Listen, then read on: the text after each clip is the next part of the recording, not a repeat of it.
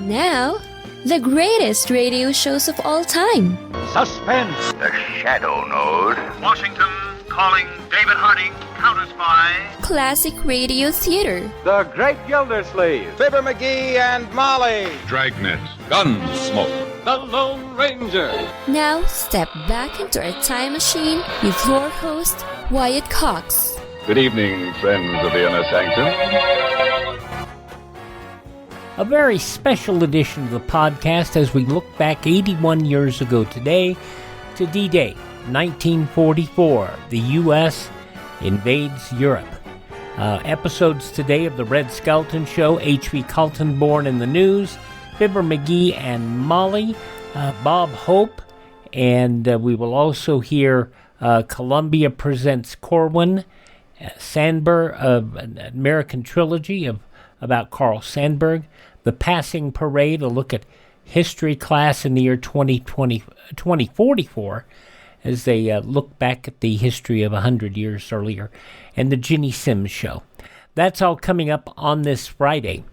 This is the 6th day of June, 157th day of the year, 208 days left. Young Men's Christian Association, founded in London on this date in 1844.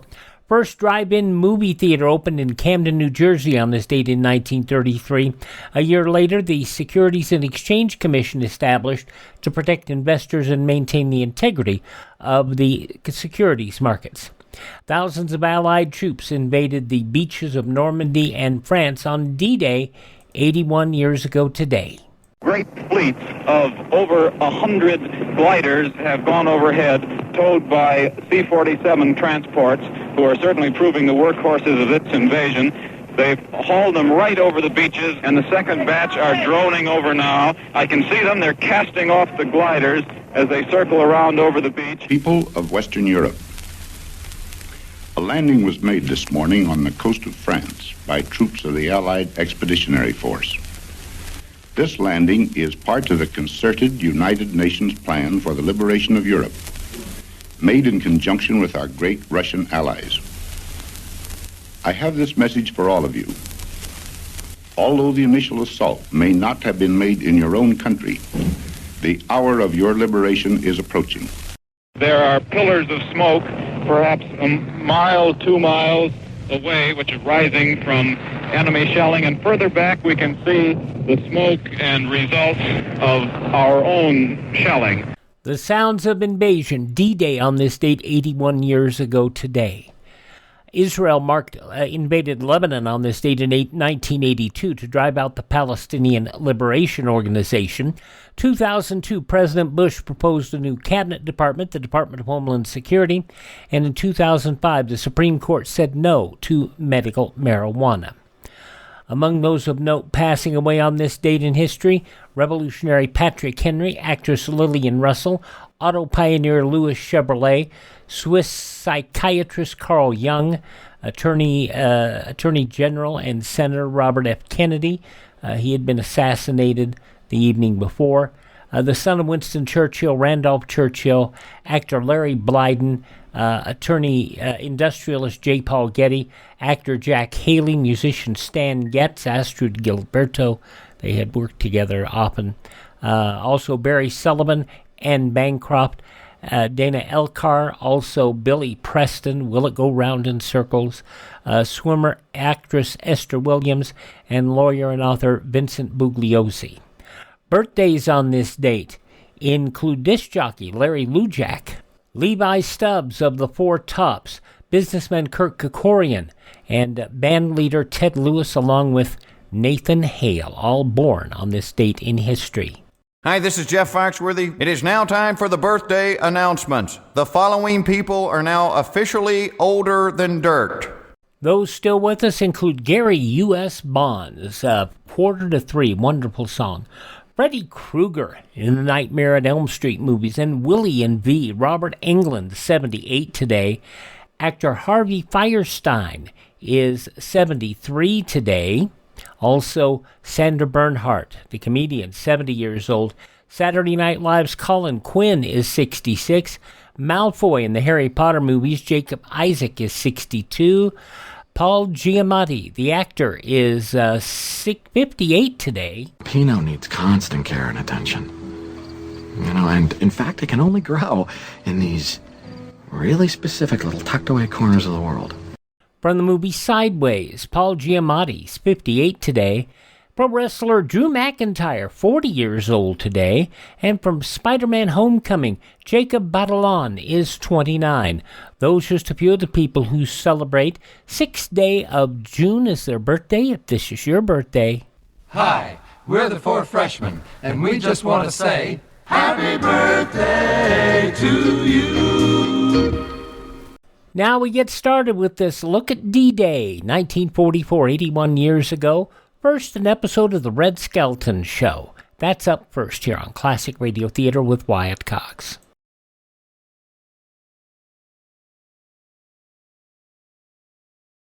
Ladies, there's one war job that you, and only you, can do. I mean the saving of waste fats and oils. Every drop of used fat is vitally needed for military medicines and supplies, and for supplies on the home front, such as fabrics, paints, and soaps. That fat has to come from your kitchen. Don't fall down on your war job. Save all used fats in a clean can, and the minute the can is full, take it right down to your butcher. He'll pay you 4 cents plus 2 red ration points for every pound you turn in. This is going to be an unusual program. Many times in the past, we've just aired clips of some of the news items of the day. And what we're going to do today is we're going to let you hear complete shows. But don't expect to hear quarter hours or half hours. Many of these shows were abbreviated because of the news broadcasts that they surrounded. So now we're going to hear a Red Skelton Show from this date, 81 years ago, June 6, 1944. Not your typical Red Skelton Show. Let's listen. Continuing NBC's coverage of D-Day events, the following program will be interrupted without delay for any special invasion bulletins. Ladies and gentlemen, this is Marvin Miller speaking to you from Hollywood on Red Skelton's farewell show. Ozzie Nelson and his orchestra open the program with San Fernando Valley.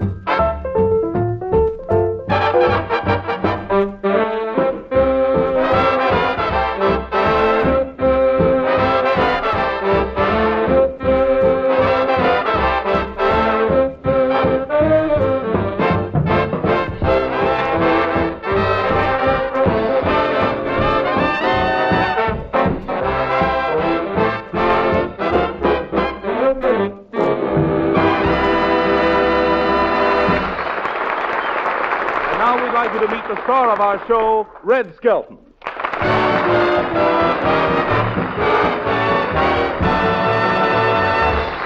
Thank you very much, Marv. And ladies and gentlemen, I would like to offer a child's prayer on D-Day. The time is 7:30. The place, Junior's house all over the world today. Junior, come on, it's time for bed. Did you wash your face and hands good? Yes, I did. It's all nice, spick and span, you know. Hey, Mummy, why is everybody so excited today, huh? Well, 'cause this is D-Day. Who's that? D-Day? Yeah. Well, I'll tell you all about it on our way upstairs. Come on. Okay, let me walk upstairs. I'm too big to be carried, you know. No, you aren't. Little boys never get too big. Ooh. Besides, Mother wants to feel her little face against hers. You know, that's the way Papa and you used to walk upstairs with his head on your shoulder, isn't it? Hmm? Yes, darling. Now, will he be back from the war soon, Mummy? Yes, dear. Very soon now. Hey, Mummy, what is D-Day? Do-It Day? Is that what that means? Oh, darling. D-Day, that's the name given for the invasion. Yeah, but what's the invasion? The invasion? Yeah. Well, that's when your Uncle Jimmy and Uncle Guy and Uncle Tubbs and thousands of other little juniors, just like you, who've grown up just long enough to help free a world of hatred. Now, come on, say your prayers and then hop into bed. Okay, but I don't just want to say the one about now I lay me down to sleep. You don't? No, I want to say me prayers tonight like you says yours, you know. Well, all right. Wait till I light the little night candle. Okay, light the little candle there. Now, there you are. Here, now, you kneel down beside me now. Kneel down. Now, and you fold your hands. Dear God, bless me, Mummy, and bless all me little buddies, mummies, tonight. Let your angels protect all the little boys in the world, and somehow let their mummies know that they're safe. Help them not worry. Even listen to the prayers from the hundreds of folks who took guns and supplies away from the little kid next door, 'cause they didn't realize they were sending the little boys out to fight without ammunition when they cashed in them war bonds. And bless the little boys and the girls who drive those hop-up cars that waste gasoline. Also, listen to the ones who don't share their cars with their neighbors, 'cause they will from now on. And dear God, please help me grow up to be a real man, so I can help build a nice, clean place for everyone to live in. And don't let me be prejudiced. Make me know that we is all your children, regardless of race, regardless of religion or nationality. Let me know that we is all one. Protect all the little boys in strange lands today and bring them back safely.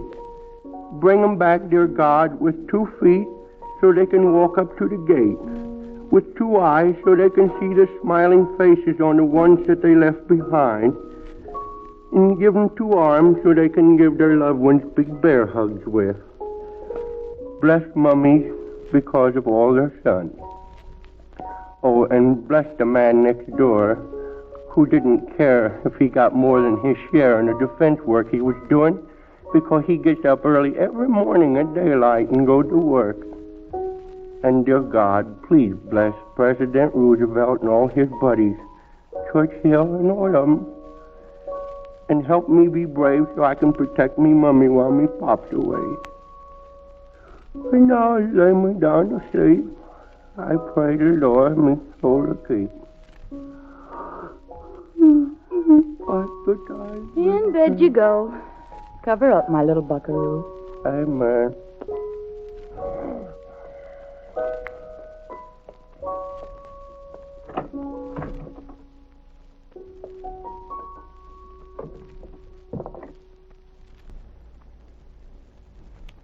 As a lot of you know, Red is going in the Army tomorrow morning. That really means Clem and Willie Lump Lump and Bolivar Shagnasty and J. Newton Numbskull and Deadeye and Junior are all going in the Army, too. Oh, we're going to miss all of you, Red. And our sponsor, Mr. Hartnett, the rest of the cast, and myself extend our very best wishes in the greatest job in the world. And as a send-off, Ozzie and Harriet are going to sing What Do We Do in the Infantry?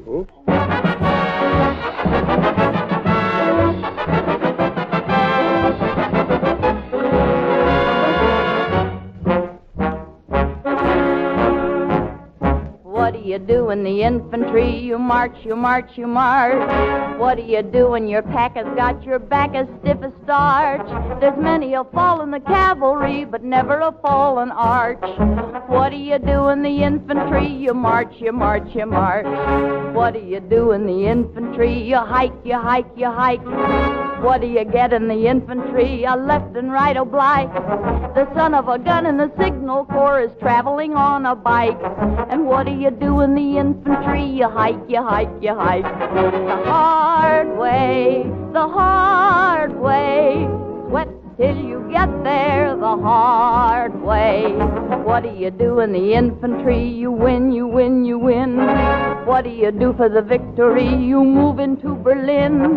The rest of the army is riding, riding through a triumphal arch.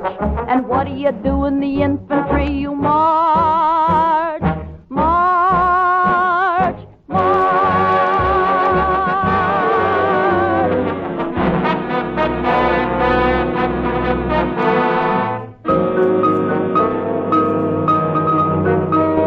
It's time for chow in the infantry. That was mess call just blew. And then you taste that GI coffee. Oh, what that stuff can do to you.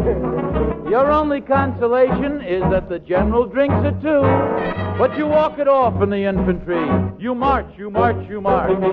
What do you do in the infantry on the day you get your dough? Well, first, if you want to keep your health, you pay off the guys you owe. Then somebody spreads a blanket out, and somebody says, let's go.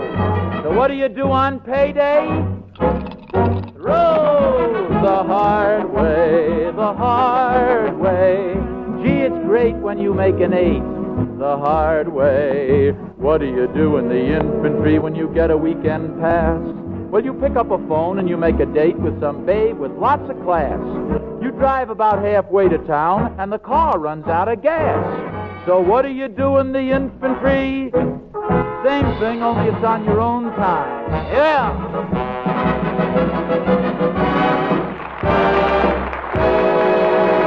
Very much, Ozzie and Harriet.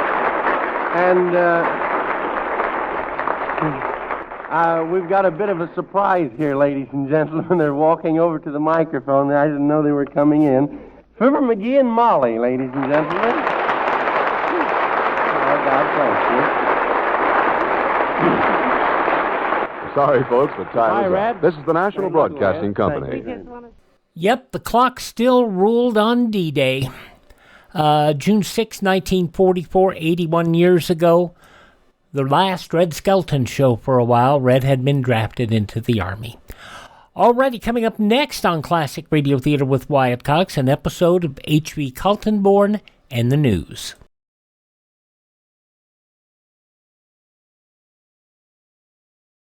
Can I take this can of used fat to the store and keep the money? Why, yes. But what made you think about doing that all of a sudden? Well, heck, Mom. They got a big sign in the store about it. They're paying real money for this used fat now. Yes, you may be surprised at how much dealers are paying for used fats these days. It soon counts up. You see, used fats are still needed very much. This country and the whole world are still short of oils for making soap and other industrial products. So whether you let Junior keep the change or use the money to cut down your grocery bills, it pays to save every drop of used fat. While breaking news and direct reports from the field of combat were the order of the day on D-Day, 81 years ago today, June 6th, 1944, we still had to have our commentators. So let's hear from HV Kaltenborn, the preeminent commentator of the day, as it was broadcast on NBC on this date at 7:45, June 6th, 1944. The greatest army in history is battering at Fortress Europe. In addition to special news broadcasts, NBC will bring you the latest bulletins as soon as received. Stay tuned to WEAF New York. Having canceled all regularly scheduled programs, NBC invites you to listen tonight at 8 o'clock over most of these stations to Ginny Sims in a program especially arranged for this Invasion Day. Keep tuned all night to NBC for the latest bulletins as they come from the fighting fronts.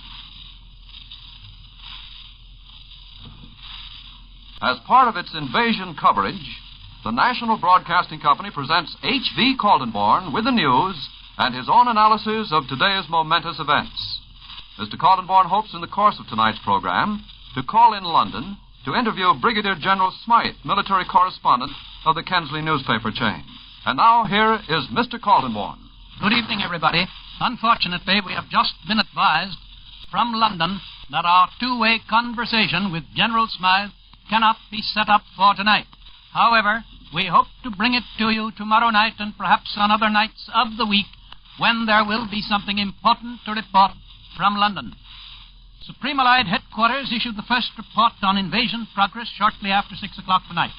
The official Allied communique says Allied forces succeeded in their initial landings. Fighting continues. This means, so far, invasion is successful. Our first objectives were achieved. Losses were low. Allied assault forces met little opposition in the Channel or in the air. German coast defenses were weaker than we expected. The British Air Ministry reveals tonight that since May 7th, our planes have hammered huge German naval guns embedded in concrete casemates. Those have stored up on the invasion coast. They have not proved effective. There are indications that tactical surprise has been attained by us at many points. Our control of the sea and of the air gave us speedy control of important points on the French Normandy coast. Intensive air bombardment had eliminated much German coastal artillery. Well over 1,000 troop-carrying aircraft, including gliders, participated in the airborne phase of the invasion. A record use of that kind of air material. More than 4,000 ships and 11,000 first-line planes participated in today's operations. 2 more records. Among the ships that bombarded the French coast were the United States cruisers Augusta and Tuscaloosa and the battleship Nevada.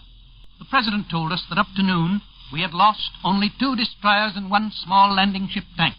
General Eisenhower says the naval casualties were very light, especially considering the many ships involved. Air losses totaled 1%, a low figure. The 8th Air Force announces the loss today of only 4 bombers and 7 fighters after hitting more than 100 coastal defense targets.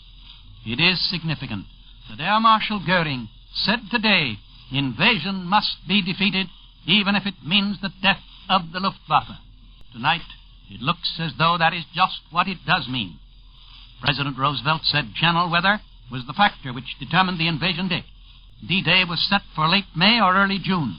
Bad weather finally delayed invasion 24 hours more. Our first major objective appears to be the Normandy Peninsula. Cherbourg is at the tip of that peninsula, and the historic river port of Cannes is its most important railroad center. Our troops have reached Cannes, 10 miles inland, and are fighting for the town. On the flat north coast of Normandy, we have control of a beachhead 16 miles long and several miles deep. Bulldozers are already preparing an airstrip near the beach. So far, we have achieved some surprise and much progress. We are pouring in reinforcements. Large numbers of tanks were landed with our troops. Tank battles have developed. Tomorrow, or the day after, the crucial test of our invasion will begin. The Germans will then strike their heavy blows against our beachheads. The barometer is falling tonight in the Dover Straits area. This means unsettled weather, which will make our additional landings a little more difficult. If we can hold our established bases against these first counter blows, we can expand them soon thereafter. Our headquarters expects the first heavy counterattacks to be launched within 48 hours. Our reconnaissance tells us that it is coming. German and Allied reports both indicate that we have now established 3 main beachheads. 1 at the mouth of the Orne River. This is on the east coast of the Normandy Peninsula, 25 miles east of Le Havre. The Allies have driven into the stone-housed streets of Cannes, where William the Conqueror in 1066 assembled the fleet with which he invaded England. This part of the Normandy coast is flat. It is ideal for airborne landings. 2, on the east side of the Normandy Peninsula, at the mouth of the Vire River. This second beachhead is 40 miles northwest of Cannes. Cannes, by the way, is spelled C-A-E-N. It is near Isigny on your map, spelled I-S-I-G-N-Y. 3, on the east side of the Normandy Peninsula, where the Allied troops, according to the Germans, straddled the Cherbourg, Carentan, Valognes road. This landing is just back of Cherbourg. It has already been reinforced and is intended to give us control of the great port of Cherbourg. Familiar to us all as transatlantic travelers. Tonight, a huge Allied naval squadron is cruising off Cherbourg. It is possible that General de Gaulle is on one of these ships ready to land on his native soil. There were other landings near Havre and the Seine estuary, and possibly between Havre and Dunkirk. These, however, may have been mere commando raids to deceive the Germans. There is also a Berlin report that we have invaded the Channel Islands of Guernsey and Jersey off the Normandy coast. This sounds plausible as part of the Normandy operation. We must not be boastful, but at the end of this first invasion day, I cannot help asking these questions. Where is Hitler's Atlantic Wall that was to prevent invasion? Where is the hoarded Luftwaffe that was to defeat invasion? Where are the secret weapons that were to be the undoing of invasion? Where is the counter-invasion that was to surprise the British? Perhaps we can find the answer to all these questions in the simple phrase used by General Eisenhower as dawn broke this morning. He smiled and said, "The sun has come out. Today, it is the sun of victory." Well, Mr. Kaltenborn, we've established contact with Brigadier General Smythe, and he's waiting to talk to you now from London. If you'll just use these earphones, you'll hear his voice. Righto. General Smythe, can you hear me? Hello, General Smythe in London. I'm going to put to you some questions which you, as the military correspondent of the Kensley newspaper chain in Britain, will probably be able to answer. Question 1. Why have we landed on the Normandy coast 80 miles from Britain instead of across the Straits of Dover, only 20 miles from Britain?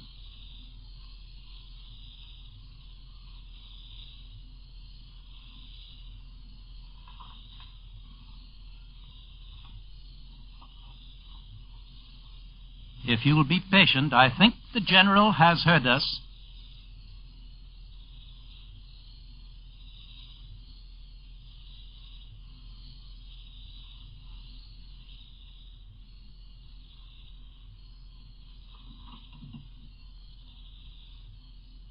As you know, we've been having a little trouble all day in getting directly through.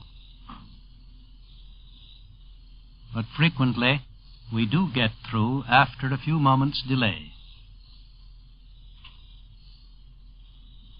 We're calling General Smythe in London, putting questions to him concerning the invasion. Just before the broadcast began, we were told we couldn't get through. Then, shortly after I went on the air, we were told that we could get through. Now, we've tried, and it seems that we cannot get through. Well, we'll try it again tomorrow night. In any case, you'll be interested in the questions that I wanted to ask this British general. And the first question is, why have we landed on the Normandy coast, 80 miles from Britain, instead of across the Straits of Dover, only 20 miles from Britain? My guess is that he would answer that the Germans had expected us across the Dover Straits, had made their strongest defense preparations in that area, had not expected us to land on the coast of Normandy, therefore were not as well prepared for us there as they were opposite Dover. My second question, what do you consider the outstanding achievements so far registered by our invasion forces? Well, if I were General Smythe, which I am not, I would probably say that the outstanding achievement is to make the landings successfully with very low losses, to have succeeded in placing troops on 3 points of Normandy at a negligible loss in naval vessels, at only a 1% loss in aircraft. In other words, what was the hardest phase of the invasion is accomplished on the first day with relatively minor losses. And my third question, is this our greatest single effort, or are we still capable of making landings in equal force at other points on the invasion coasts of Europe? And I should answer my own question by saying the number of troops that we have landed so far is negligible compared to the number that we have available, and we will be able to make other invasion efforts at other points. For the first time since the war began, the Allies are waiting for the creation of a second front by Russia, probably within 24 to 48 hours, and almost certainly before the end of the week, Soviet armies are expected to throw their demonstrated vast power into a new offensive, synchronized with the Anglo-American invasion of Western Europe. Joint Allied operations, driving against Germany from both east and west, was worked out at the Tehran Conference. The plan is to knock Germany out of the war this year by a many-sided offensive. Soviet artillery on the lower Dniester front is already stepping up the tempo of its barrage. Huge Soviet forces have completed regrouping operations in that area and are believed ready to strike. Russia today has close to 300 divisions and 5 million front-line fighters ready to strike a decisive blow against the common enemy. Thousands of planes and tanks and Cossack cavalrymen are standing alert along the vast Russian front. 7 weeks of preparation for the new offensive finds the Red Army ready. Today witnessed the first American bomber raid from our new bases in Soviet Russia. They showered tons of explosives on Galatz, Romania, and then returned to their Russian bases. They are ready to play their part in Russia's forthcoming offensive. The Germans expect a Russian blow on their southern flank. That explains the recent German counterattacks on the Jassy area of Romania, which have made little progress. And here are 2 bulletins from other fronts. The United Nations radio at Algiers says that Allied armored forces were already at a point about 9 miles beyond the Tiber River and that the Germans were falling back in some disorder to the north and west of Rome. Let us not forget the tremendous importance of the Italian front, our great victory in the conquest of Rome, and now our successful pursuit of the defeated German armies. And MacArthur's headquarters, down in the southwest Pacific, says that American invasion troops on Biak Island, off New Guinea, have now battled to within 1.5 miles of Makmur Airfield, so that there, too, we are about to achieve an important victory in securing control of this airfield within only 900 miles of the Philippine Islands. And on this day, as we look over the war effort of the United Nations, climaxed by the great invasion that was so well launched, we cannot help but feel thankful that fate has given us this opportunity to play this great role in this world drama. And every church in New York City, and I am told in almost every city in the land, today has been filled with devout worshippers who pray to God that our troops may safely accomplish their great mission. Rarely have the churches of this country held a throng so devout, so reverent, so eager to supplicate God for his merciful intervention in this great struggle of all time. And at 10 o'clock tonight, the President of the United States will voice that same prayer that is in the hearts of all our people. Good night. Good night, Mr. Kaltenborn. As part of its invasion coverage, the National Broadcasting Company has presented HV Kaltenborn, Dean of American News Commentators, with the news and his own analysis of today's momentous events. This is the National Broadcasting Company. 7:45 in the evening, June 6, 1944, 81 years ago today, here on Classic Radio Theater with Wyatt Cox. Coming up next, the very abbreviated episode of Fibber McGee and Molly.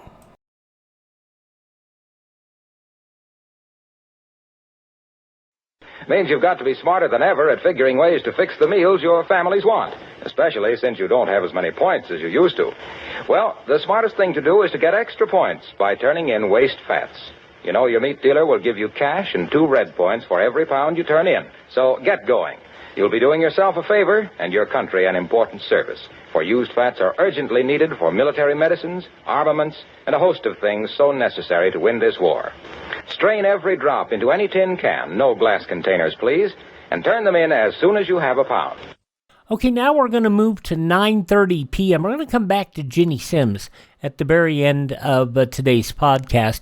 But right now we're going to go to NBC at 9:30 Eastern Time on D-Day, June 6, 1944, and listen in to Fibber McGee and Molly.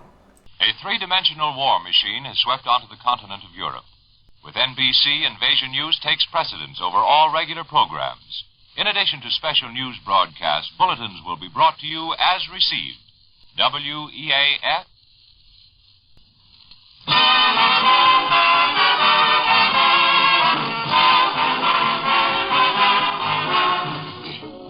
Ladies and gentlemen, Molly and I and our sponsor would like to say that we're mighty proud to be associated with the radio industry, which at this moment is fulfilling its promise of instant communication in time of world crisis. The next half hour will be devoted to bringing you information immediately as received by NBC's news bureaus. Between times, we will present songs of the services played and sung by Billy Mills Orchestra, the King's Men, and dedicated to our fighting forces on all fronts. And now for music, and the news as it arrives, as Billy Mills gives us a George M. Cohan medley.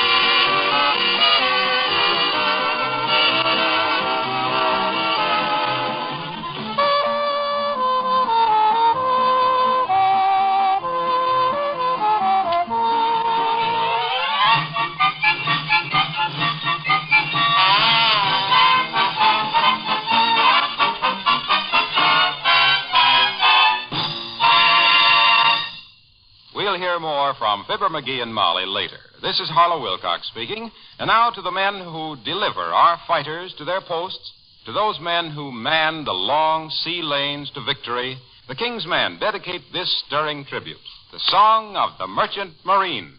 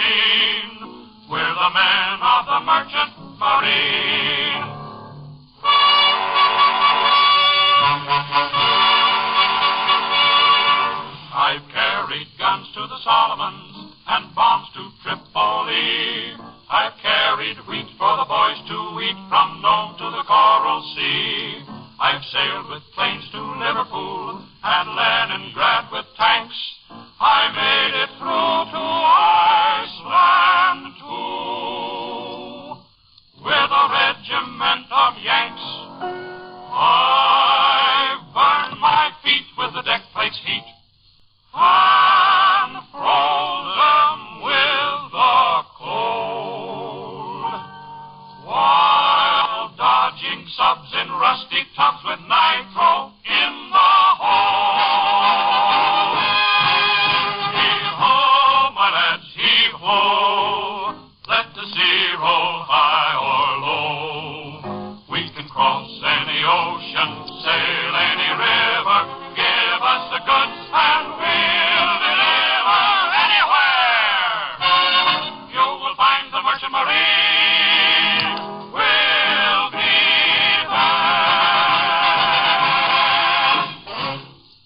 Billy Mills and the orchestra bring us now one of the most familiar of all marching songs, the United States Field Artillery March.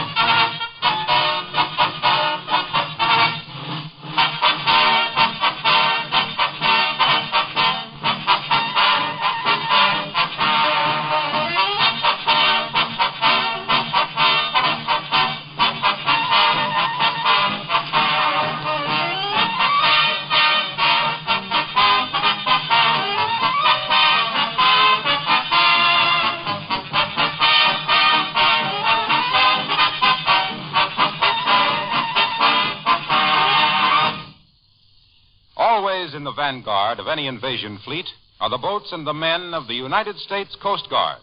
To these men, Billy Mills and the orchestra dedicate the Coast Guard song, Semper Paratus.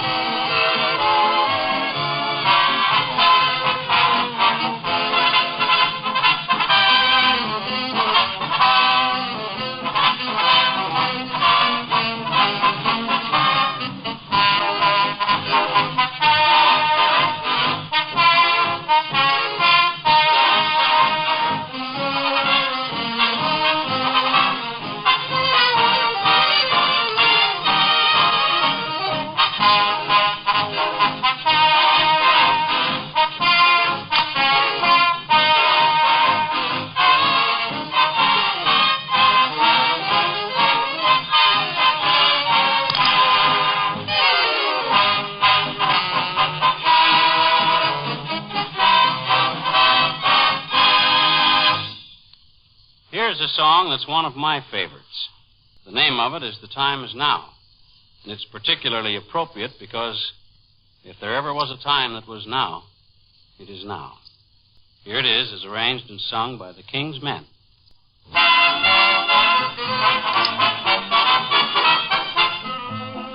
Are you ready for the start? Is your heart in the fight for the right to defend to the end all we love? Will you meet the final test with the best at your hand for the land we adore and oh glory above? The time is now, the time is now. It's time to heed the since fate set the date and the time. The time is now. Oh, that Yankee do or die is on the go again, and they'll see a mighty show again. The curtain's going up. Can't you hear that call to give your all? And the time is now. Welder with your flame, are you ready? Artist with your brush, what do you see? Gunner, is your eye true and steady? Civilian, do you really want to be free? Carpenter, miner, pilot, trainer, riveter, driver, entertainer, Army, Navy, and Marines, ready now to change the scenes. The time is now, the time is now. It's time to heed the writing on the wall. For the world won't wait, since fate set the date and the time is now. That old Yankee do or die is on the go again, and they'll see a mighty show again. Bugle boy, blow again. Can't you hear that call to give your all? And the time is now. The time is now. The time is now. The time is now. Now that favorite song of the GIs, this is The Army from the show of the same name, played by Billy Mills and the orchestra.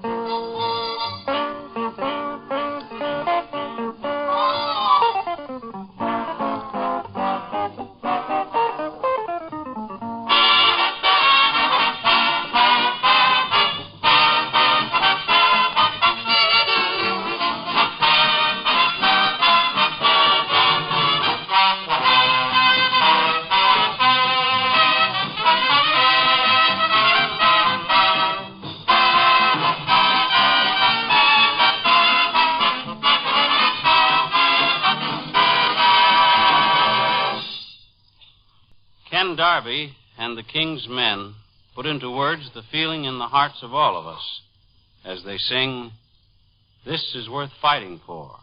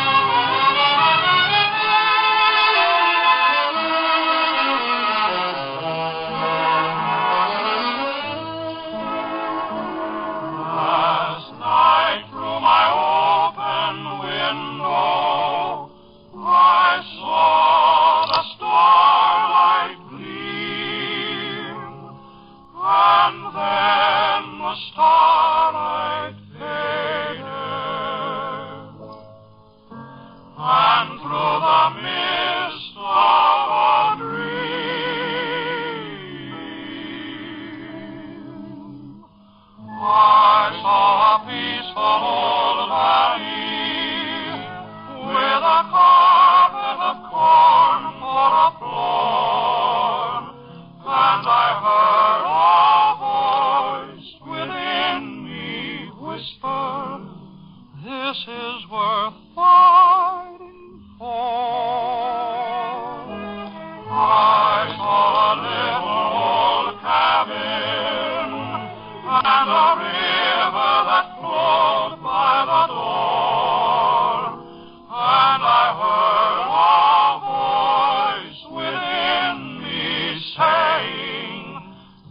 is worth fighting for.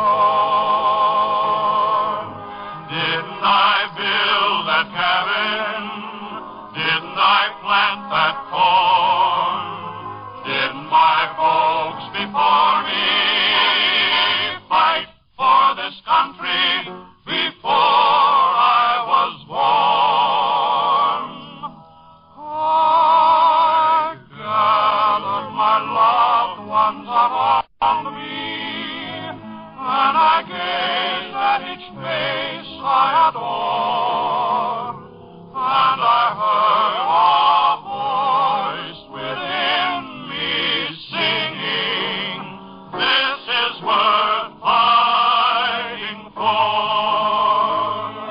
Didn't I plow that valley? Didn't I reap that corn?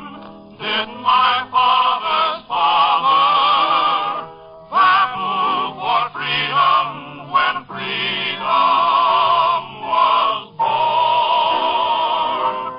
I gathered my loved ones around me, and I gazed at each face I adore, and I heard a voice within me thunder. This is worth fighting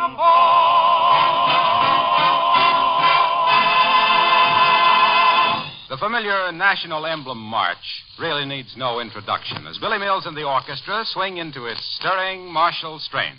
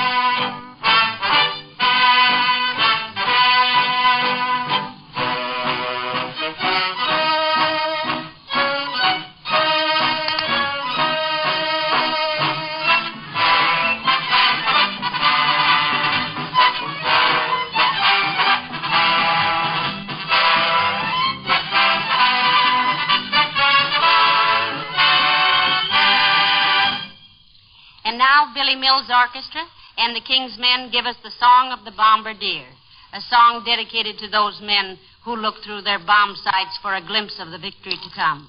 The Song of the Bombardier.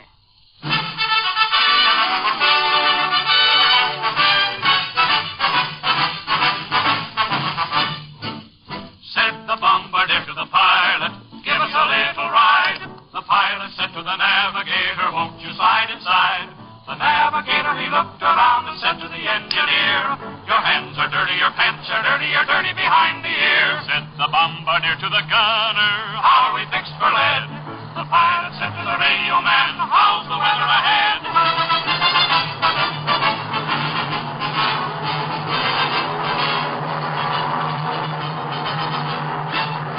The weather's fine for flying. The fog has gone to bed. There's such good visibility. You can see victory ahead. Let's fill the air with eagles. Let's fill the clouds with men. And we will see a world that's free when we fly home again. Said the bombardier to the pilot, let me have the crate, and 5 degrees to the right will open the bomber's bay. He saw the target, the enemy target, and suddenly bombs away.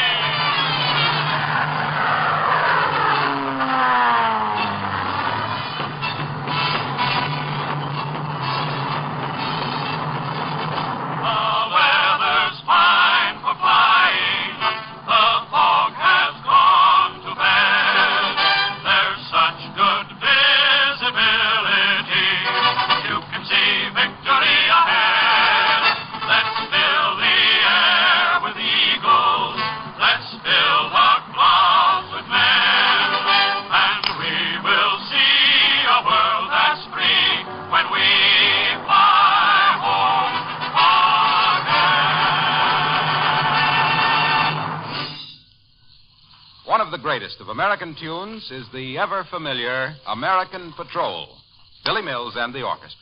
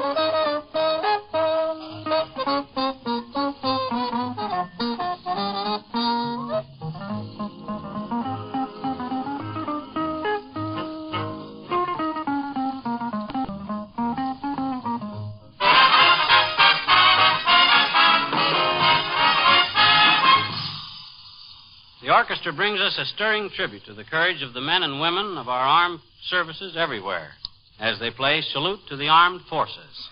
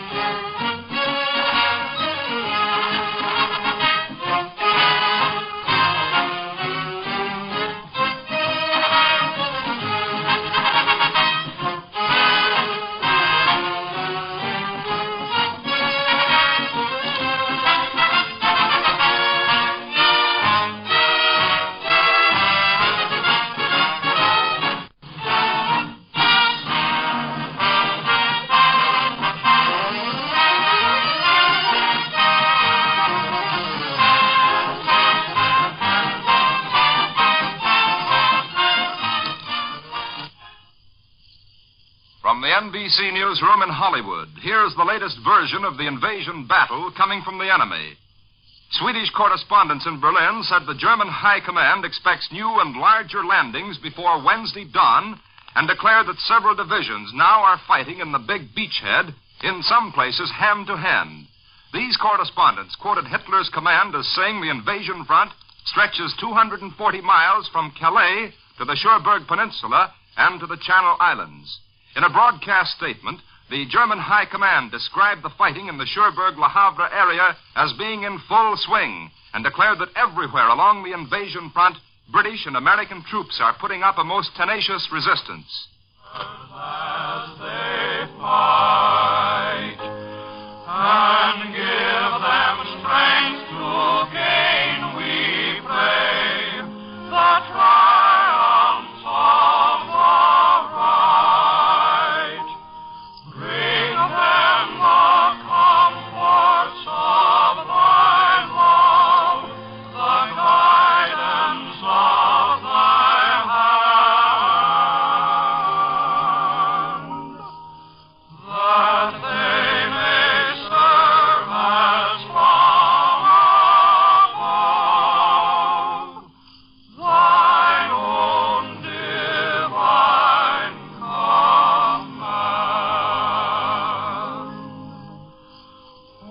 Almighty Father, thou whose love doth heed the sparrow's fall, guide thou, we pray, our men who die, where dark and danger call.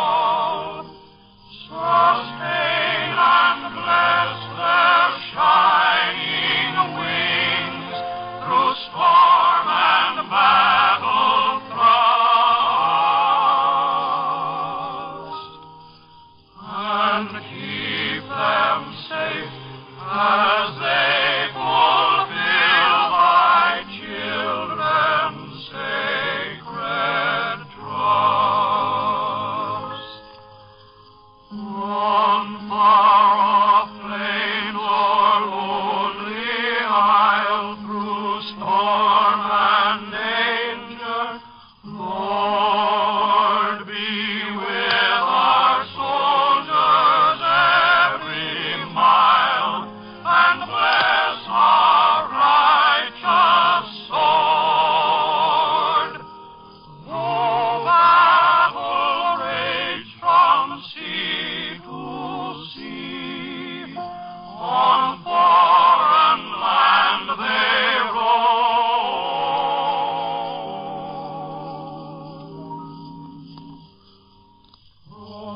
Protect thy sons where they be,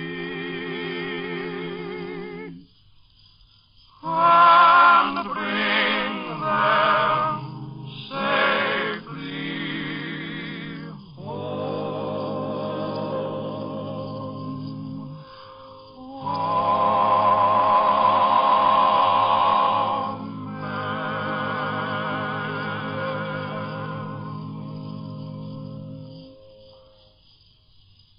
Ladies and gentlemen, in closing with the Army hymn, we know we are expressing the prayers of all of you for our men and women in the service. It's comforting to know that they have the finest equipment and the best leadership of any army in the world, and that no military operation in history has had the careful planning and preparation which preceded this invasion. In addition, our men have a weapon which our enemies cannot have, the knowledge that God is on our side. To us, D-Day means divine help, and each hour the hopes of all of us for a speedy victory. In a few seconds, we will hear from the President of the United States in Washington. So until next week, good night. Good night, all. This is the National Broadcasting Company. No laughing matter on D-Day night, 9:30 p.m. Eastern Time, June 6, 1944, 81 years ago, Fibber and Molly. We're going to move up now to 10:15 p.m., an abbreviated edition of the Bob Hope Show that will be coming up next.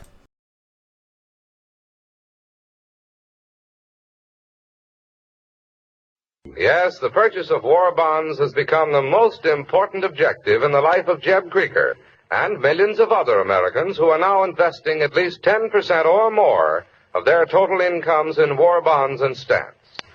10% or more of your income invested in war bonds and stamps is your personal quota. Put your fighting dollars out there on the battlefront beside our fighting men.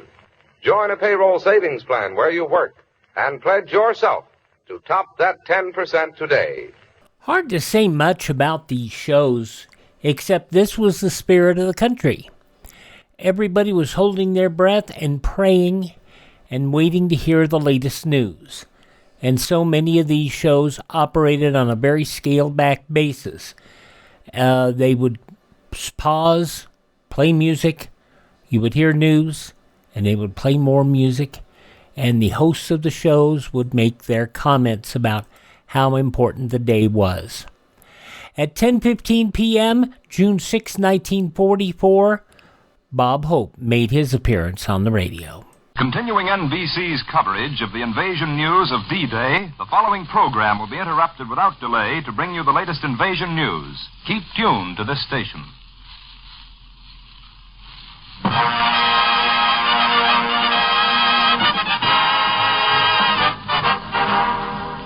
Folks, this is Bob Hope speaking from a P-38 airfield out here near Van Nuys, California. We look forward to being with these men and doing our regular show here, but of course nobody feels like getting up and being funny on a night like this. But we did want to go through with our plans and visit with these fellas because these are the same kind of boys that are flying those 11,000 planes on our big effort. What's happened during these last few hours, not one of us will ever forget. How could you forget? You sat up all night by the radio and heard the bulletins, the flashes, the voices coming across from England, the commentators, the pilots returning from their greatest of all missions, newsboys yelling in the street, and it seemed that one world was ending and a new world beginning, that history was closing one book and opening a new one. And somehow we knew it had to be a better one. You sat there and dawn began to sneak in, and you thought of the hundreds of thousands of kids you'd seen in camps the past 2 or 3 years. The kids who scream and whistle when they hear a gag in a song. And now you could see all of them again in 4,000 ships on the English Channel, tumbling out of thousands of planes over Normandy and the occupied coast. In countless landing barges crashing the Nazi gate and going out through to do the job that's the job of all of us. The sun came up and you sat there looking at that huge black headline, that one great black word with the exclamation point, invasion. The one word that the whole world has waited for, that all of us have worked for. We knew we'd wake up one morning and have to meet it face to face. The word in which America's invested everything these 30 long months. The efforts of millions of Americans building planes and weapons. The shipyards and the men who took the stuff across. Little kids buying war stamps and housewives straining bacon grease. Farmers working around the clock. Millions of young men sweating it out in camps and fighting the battles that paved the way for that headline this morning. Now the investment must pay for this generation and all generations to come. And folks, what a wonderful thing it is that no matter the price, the reward will be greater than the sacrifice. We hope that thought can go along with a prayer tonight. The prayer of a whole nation. God bless those kids across the English Channel.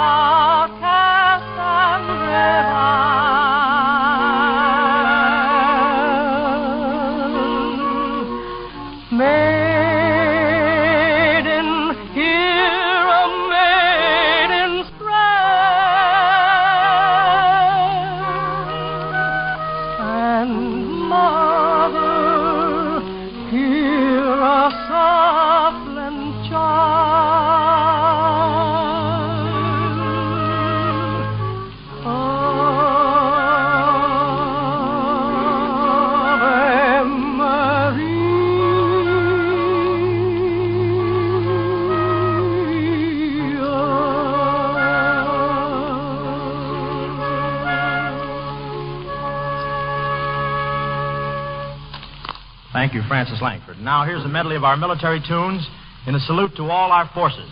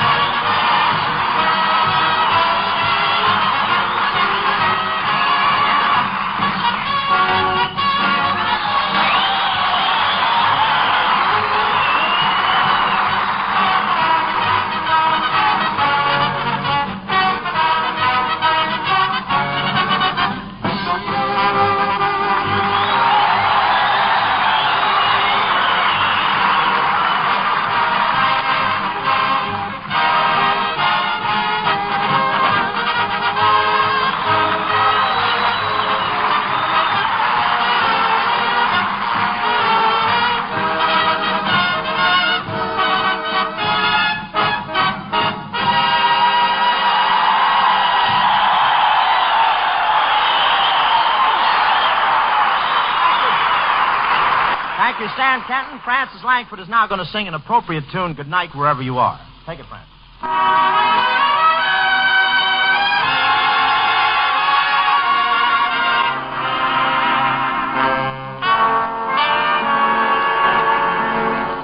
Good night, wherever you are.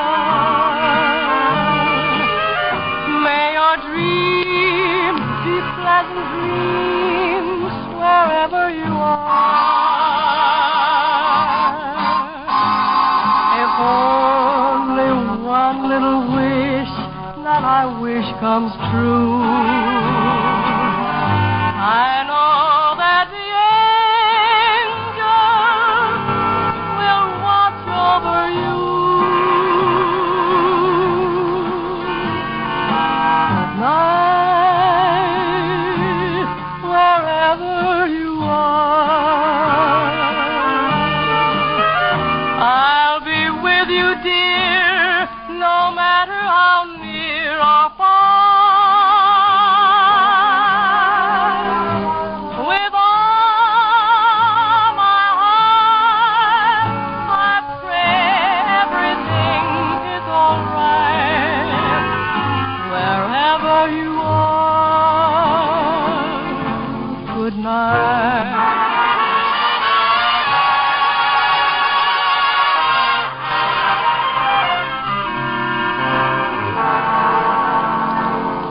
Good night, wherever you are.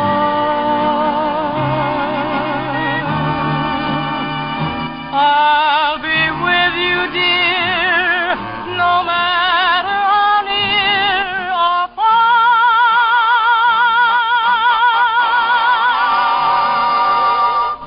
With all my heart, I pray everything is all right. Wherever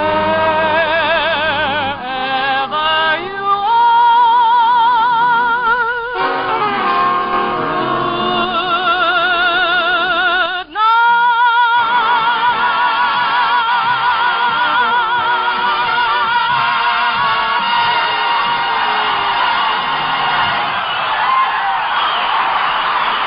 Very nice, Francis.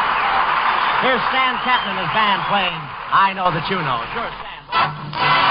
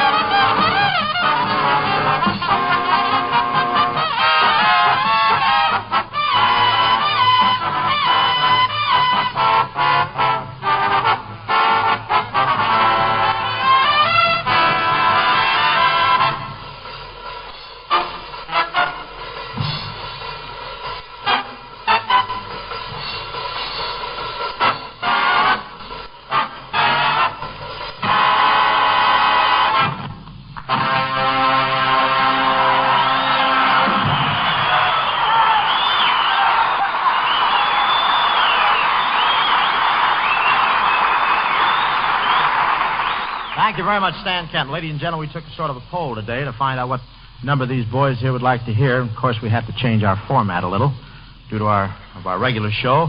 And these P-38 pilots and the ground crewmen here at the Van Nuys Airdrome would like to dedicate this next tune to their fellow airmen over there. And here we bring Jerry Colonna and Vera Vague under wraps tonight out to lead the Air Corps song. How about that, boys? Huh?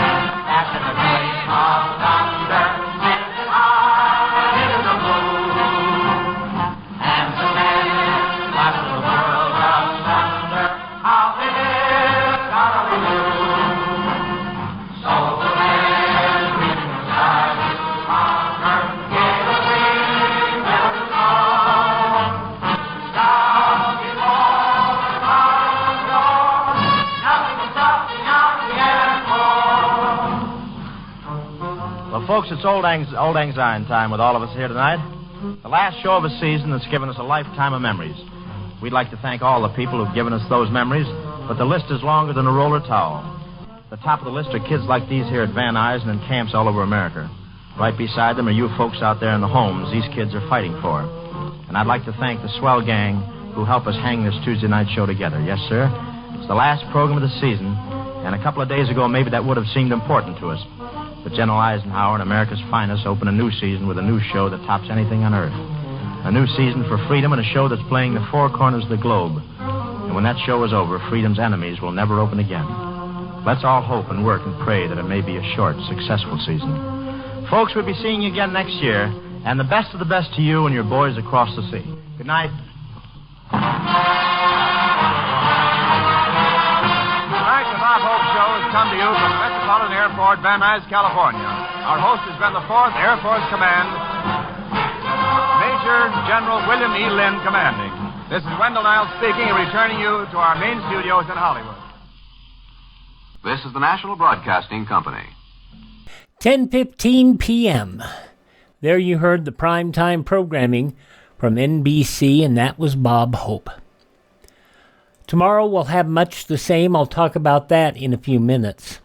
And, of course, our webpage, always classicradio.stream. We're going to back up 8 p.m. Eastern Time on D-Day. Columbia presents Corwin.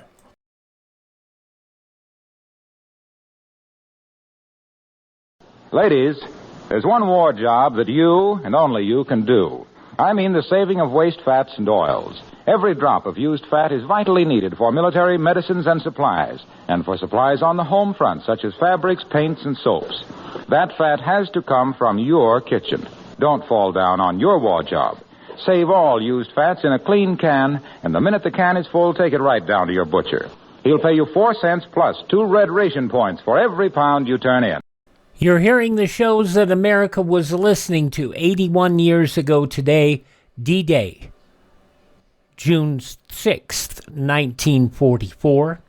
At 8 p.m. Eastern Time, Columbia presents Corwin. 2 hours earlier than usual, we are presenting at this time The Corwin Show, starring Charles Lawton. We will interrupt the broadcast for any late news developments. Man is a long time coming. Man will yet win. Brother may yet line up with brother.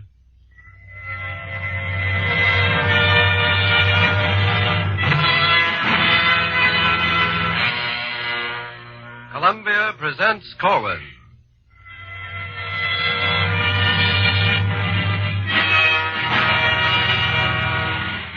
From Hollywood, Norman Corwin brings you the first of 3 broadcasts entitled An American Trilogy, starring the eminent actor Charles Lawton, in special adaptations of the works of 3 American writers, Carl Sandburg, Thomas Wolfe, and Walt Whitman.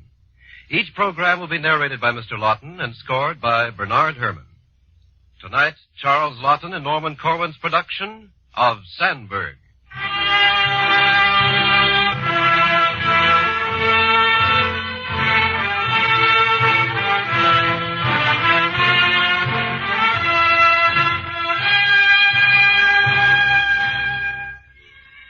Nothing we can part with. Nothing we can say goodbye to. Nothing of material and practical contribution is to be mentioned for comparison with the pouring out of the blood of our picked and chosen youth on altars dedicated to national existence and the rainbow hopes of the four freedoms. Death carries majesty. The dust of vanished youth can be sacred. The phantom of a good fighting man can come back asking, how goes the flag I fought for? Has any man's dream of a better world been helped?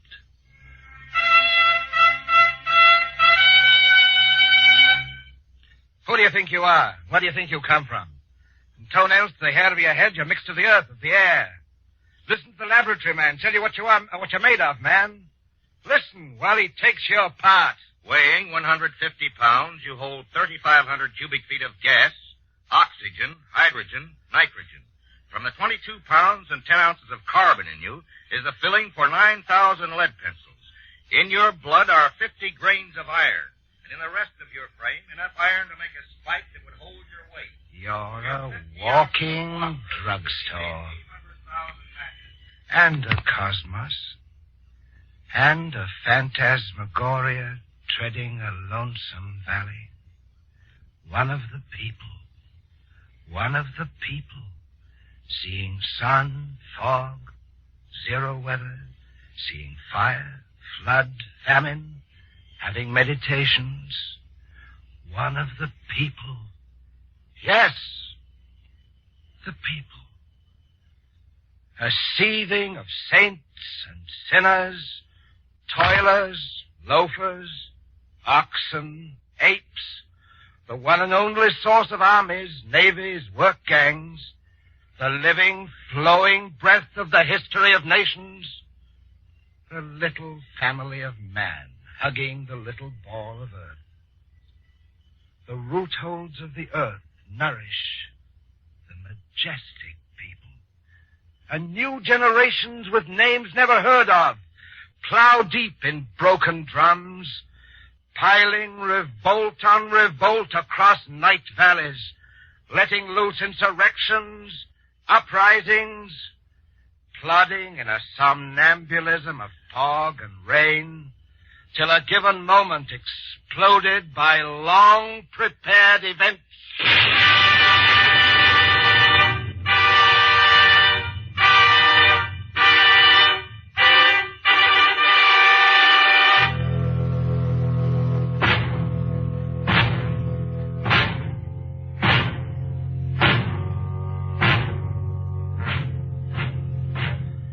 You can drum on immense drums the monotonous daily motions of the people.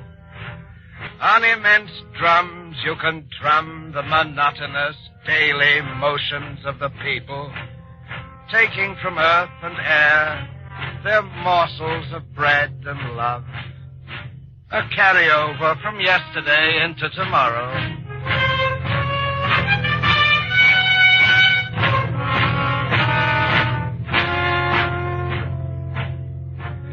You can blow on great brass horns the awful clamors of war and revolution when swarming anonymous shadow shapes obliterate old names, big names, and cross out what was and offer what is on a fresh blank page.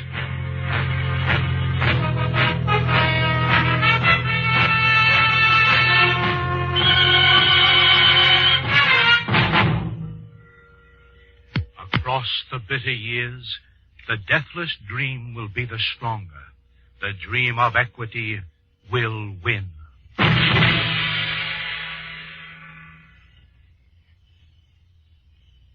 Each man pictures his hell or heaven different.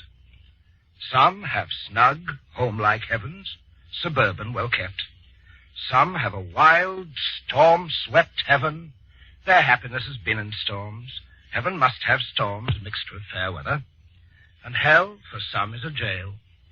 For others, a factory. For others, a kitchen. For others, a place of many polite liars. What kind of a liar are you? People lie because they don't remember clear what they saw. People lie because they can't help making a story better than it was, the way it happened. People tell white lies so as to be decent to others. People lie in a pinch, hating to do it, but lying on because it might be worse. And people lie just to be liars for a crooked personal gain. What sort of a liar are you? A liar lies to nations. A liar lies to the people. Hitler, April the 1st, 1939. The German people have no thought of invading any country. A liar takes the blood of the people and drinks this blood with a laugh and a lie. Hitler, September the 30th, 1942. We shall take Stalingrad. You may depend upon it. And you can be sure of the firm conviction that no human being shall ever push us away from that spot. This liar is an old one. We know him many years. He's as straight as a dog's hind leg. He's as straight as a corkscrew. He's as white as a black cat's foot at midnight. Who shall speak for the people? Who knows the works from A to Z so he can say, I know what the people want. when have the people been half as rotten as what the panderers to the people dangle before crowds? Step right up and get your panicle. Cures cancer, flat feet, heart disease, gallstones, and dandruff, $1 a bottle. Together with a year's membership in the German-American Bund. Guaranteed to cure patriotism, make you hate Jews, love General Franco, and lose friends. All for $1. When has the fiber of the people been as shoddy as what is sold to the people by cheaters? What is it the panderers and cheaters of the people play with and trade on? The credulity of believers and hopers. And when is a heart less of a heart because of belief and hope? What is the tremulous line between credulity on the one side and on the other the hypotheses and illusions of inventors, discoverers, navigators who chart their course by what they hope and believe is beyond the horizon? What is a stratosphere balloon 14 miles from the earth or a sunken glass house on the sea bottom? Unless a bet that man can shove on beyond yesterday's record of man. The hoper, the believer. How like a sublime sanctuary of human credulity is that room where amid tubes, globes, and retorts, they shoot with hydrogen and batter with fire streams of power, hoping to smash the atom. The constitution of the neutral atom can be studied by hypothecating a process by which N electrons are captured and bound in the field of force surrounding... Who are these bipeds trying to take apart the atom and isolate its electrons and make it tell why it is what it is? Believers and hopers. Let the work of their fathers and elder brothers be canceled this instant, and what would happen? Nothing. Only every tool, bus, car, bulb, print, film, instrument, depending for its life on electrodynamic power, would stop and stand dumb and silent. Believers and hopers.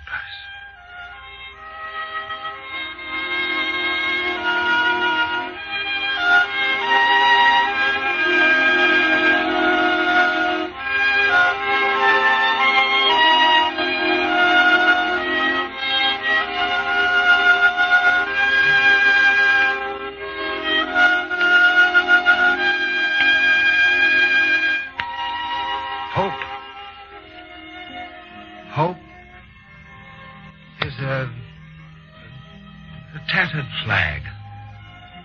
And a dream out of time.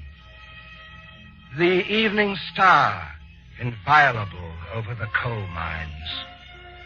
The shimmer of northern lights across a bitter winter night. The blue hills beyond the smoke of the steelworks. The 10-cent crocus bulb blooming in a used car salesroom. The horseshoe over the door. The luck piece in the pocket. And the kiss. And the comforting laugh. Hope is an echo. Hope ties itself yonder. Yonder.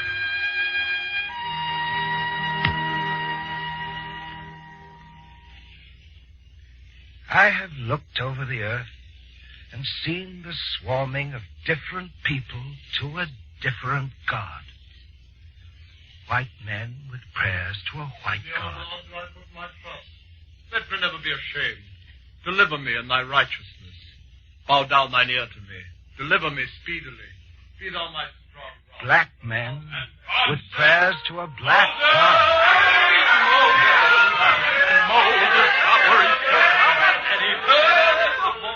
Yellow faces before altars to a yellow-faced God.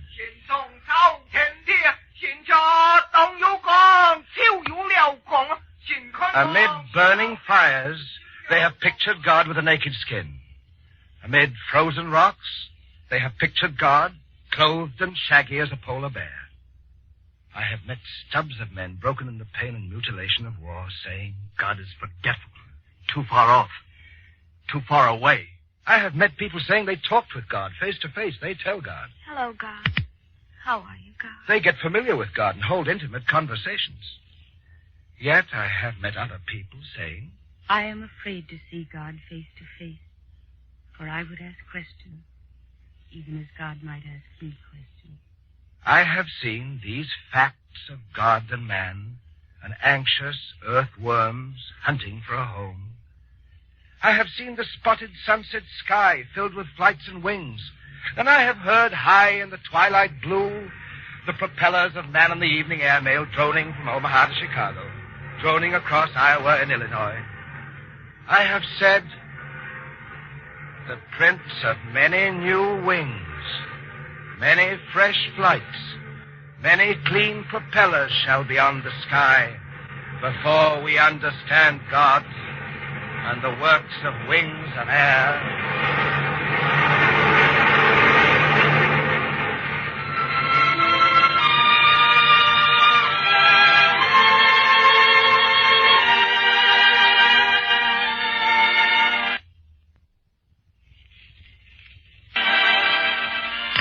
In the casual drift of routine, in the day-by-day run of mine, in the play of careless circumstance, the anecdotes emerge. Alive with people, in words, errands, motives, and silhouettes. Taller than the immediate moment, the anecdotes emerge. Is it far to the next town? It seems farther than it is, but you find that it ain't. Sergeant, if a private calls you a darn fool, what would you do? I'd throw him in the guardhouse. If he just thinks you're a darn fool and doesn't say it, then what? Nothing. We'll let it go at that. Get off this estate. What for? Because it's mine. Where did you get it? From my father. Where did he get it? From his father. And where did he get it? He fought for it. Well, I'll fight you for it. Which way to the post office, boy? I don't know. You don't know much, do you? Nope, but I ain't lost. What do you know? The number 42, which I picked as a winner, won the raffle. Did you guess the number 42, or did you have a system? I had a system. What was it? I took up the old family album, and there on page 7 was my grandmother and grandfather, both on page 7. And I said to myself, this is easy. For 7 times 7 is the number that'll win. And 7 times 7 is 42. I see. What was the last thing Paul Revere said to his horse on the famous ride? Whoa. Too bad you have to work in this kind of a soup parlor, waiter. I work here, customer, but I don't eat here. Isn't that an iceberg on the horizon, Captain? Yes, madam. What if we get into a collision with it? The iceberg, madam, will move right along as though nothing had happened. No, I tell you, no. No, I tell you, no. No, I tell you, no. Pardon me, but what are you yelling for? I'm a yes man taking a vacation. No, I tell you, no. Have you a criminal lawyer in this burg? We think so, but we haven't been able to prove it on him. I hear a burglar in the house. Well, let's wait. If he finds anything worth stealing, we'll take it away from him.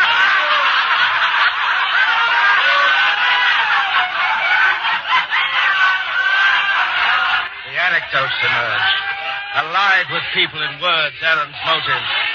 Taller than the immediate moment. The people laugh. The people sing.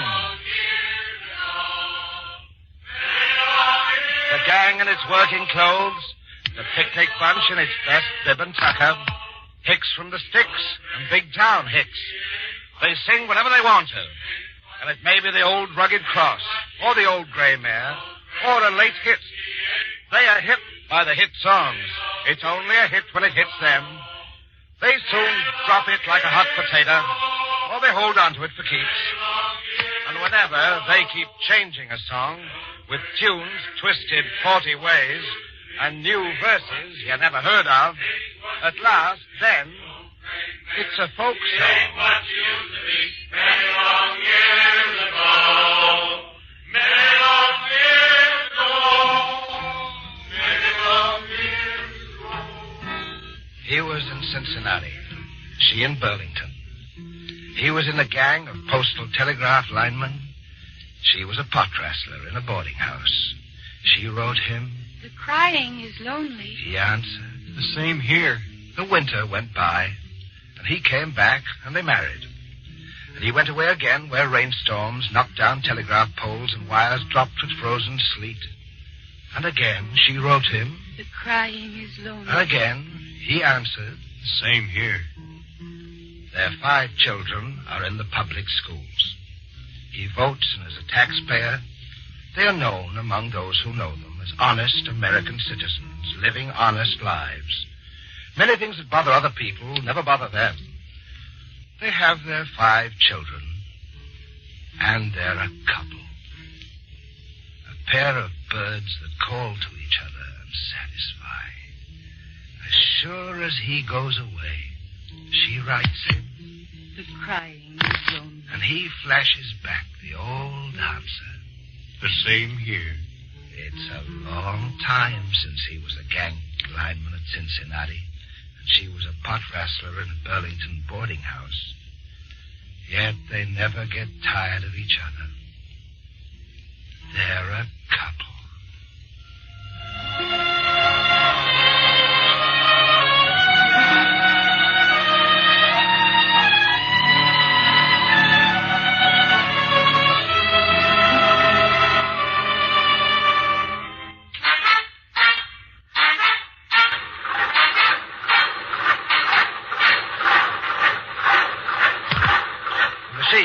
The machine.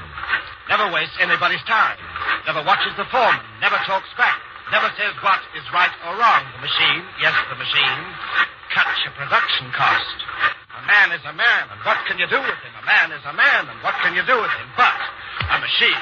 Now you take a machine. No kids, no woman, never hungry, never thirsty. All a machine needs is a little regular attention and plenty of grease. And plenty of grease. And plenty of grease. And plenty of grease.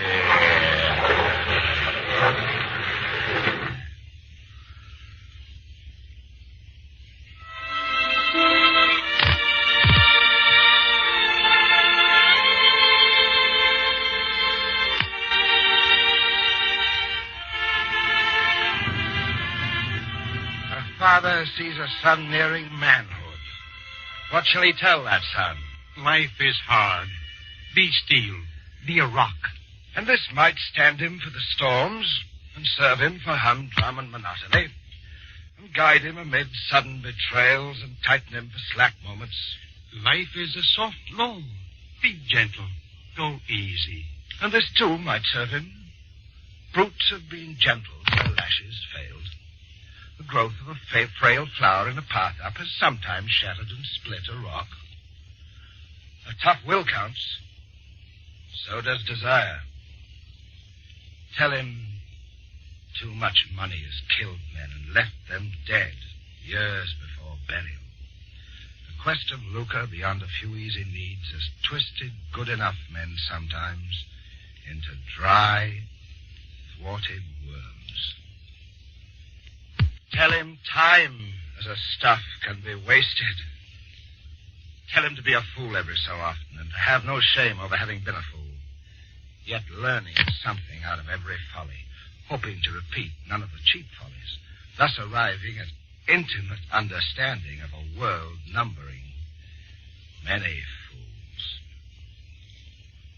Tell him to be alone often, get at himself, and above all, tell himself no lies about himself, whatever the white lies and protective fronts he may use amongst other people. Tell him solitude is creative if he's strong, and the final decisions are made in silent rooms. Tell him to be different from other people if it comes natural and easy being different. Let him have lazy days seeking his deeper motives. Let him seek deep for where he's a born natural. Then he may understand Shakespeare and the Wright brothers, Pasteur, Pavlov, Michael Faraday, and free imaginations bringing changes into a world resenting change. He'll be lonely enough to have time for the work he knows as his own.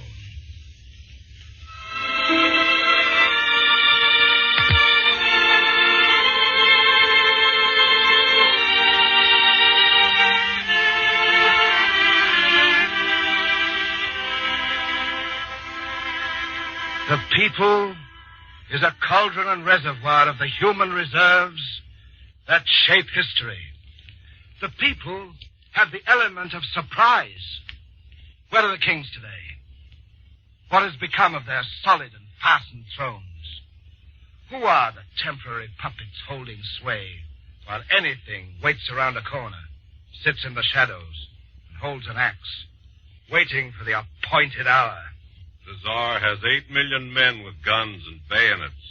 Nothing can happen to the Tsar. They said that for years. As a portent and an assurance, they said with owl faces, nothing can happen to the Tsar. Yet the Tsar and his bodyguard of 8 million vanished. And the Tsar stood in a cellar before a little firing squad. The command of fire was given, and the Tsar traveled into an ethereal, uncharted Siberia. While 2 Kaisers also vanished from thrones, ancient and established in blood and iron. 2 Kaisers backed by 10 million bayonets had their crowns in a gutter. In the shove and whirl of unforeseen combustions, the people, yes, the people, move eternally in the elements of surprise, changing from hammer to bayonet and back to hammer. The Hallelujah Chorus, forever shifting its star soloists. Who can fight against the future? What is the decree of tomorrow? Haven't the people gone on and on, always taking more of their own? How can the orders of the day be against the people in this time? Who can stop them from taking more and more of their own? The old anvil laughs at many broken hammers. There are men who can't be bought. The people will live on. The learning and blundering people will live on. Tricked and sold and again sold, they go back to the nourishing earth for root holds. The people, so peculiar in renewal and comeback, you can't laugh off their capacity to take it. Can the wilderness be put behind? Shall man always go on, dog eat dog? Who says so? The stronger, and who is the stronger? And how shall the stronger hold on as the stronger? Will tomorrow write Of the people, by the people, for the people. what mockers ever wrung a crop from a waiting soil? Or when did cold logic bring forth a child? They asked a kite-flying sky-gazer, What use is and he wished in return to know What use is a baby? the dreaming scholars who questioned the useless, who wanted to know merely for the sake of knowing. They sought and harnessed electrodynamic boats, becoming in time 30 billion horses in one country, becoming in time 30 billion horsepower. And is this an early glimpse, a dim beginning, the first hill in a series of hills?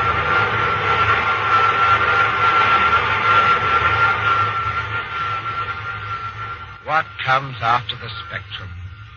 With what will the test tubes be shaken tomorrow? For what will the acetylene torch and pneumatic chisel be scrapped? What will the international partnerships of the world laboratories track down next? What new fuels, amalgams, alloys, seeds, crossbreeds, unforeseen shortcuts to power? Whose guess is better than anybody else's on whether the breed of fire-bringers is run out? Whether light rays, death rays, laugh rays, and now for us only in a dim beginning. Whither away, and where do we go from here? Across the bitter years and the howling winters, the deathless dream will be the stronger. The dream of equity will come.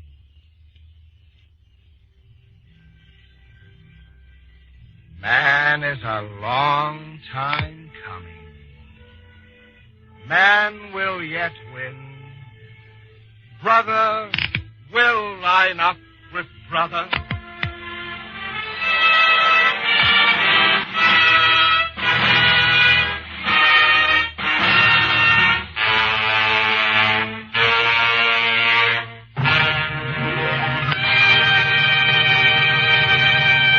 You have been listening to Charles Lawton and Norman Corwin's adaptation and production of Sandburg, first of an American trilogy based on the works of three great modern writers.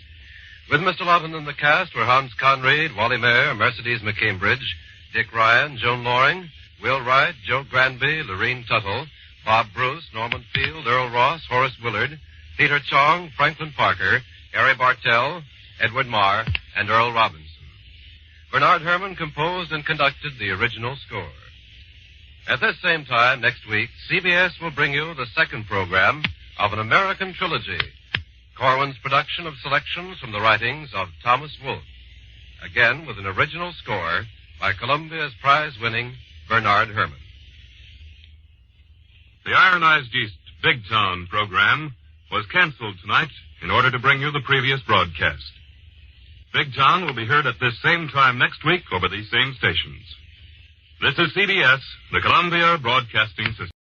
From 8 p.m., D-Day, June 6th, 1944, 81 years ago today, Columbia presents Corwin.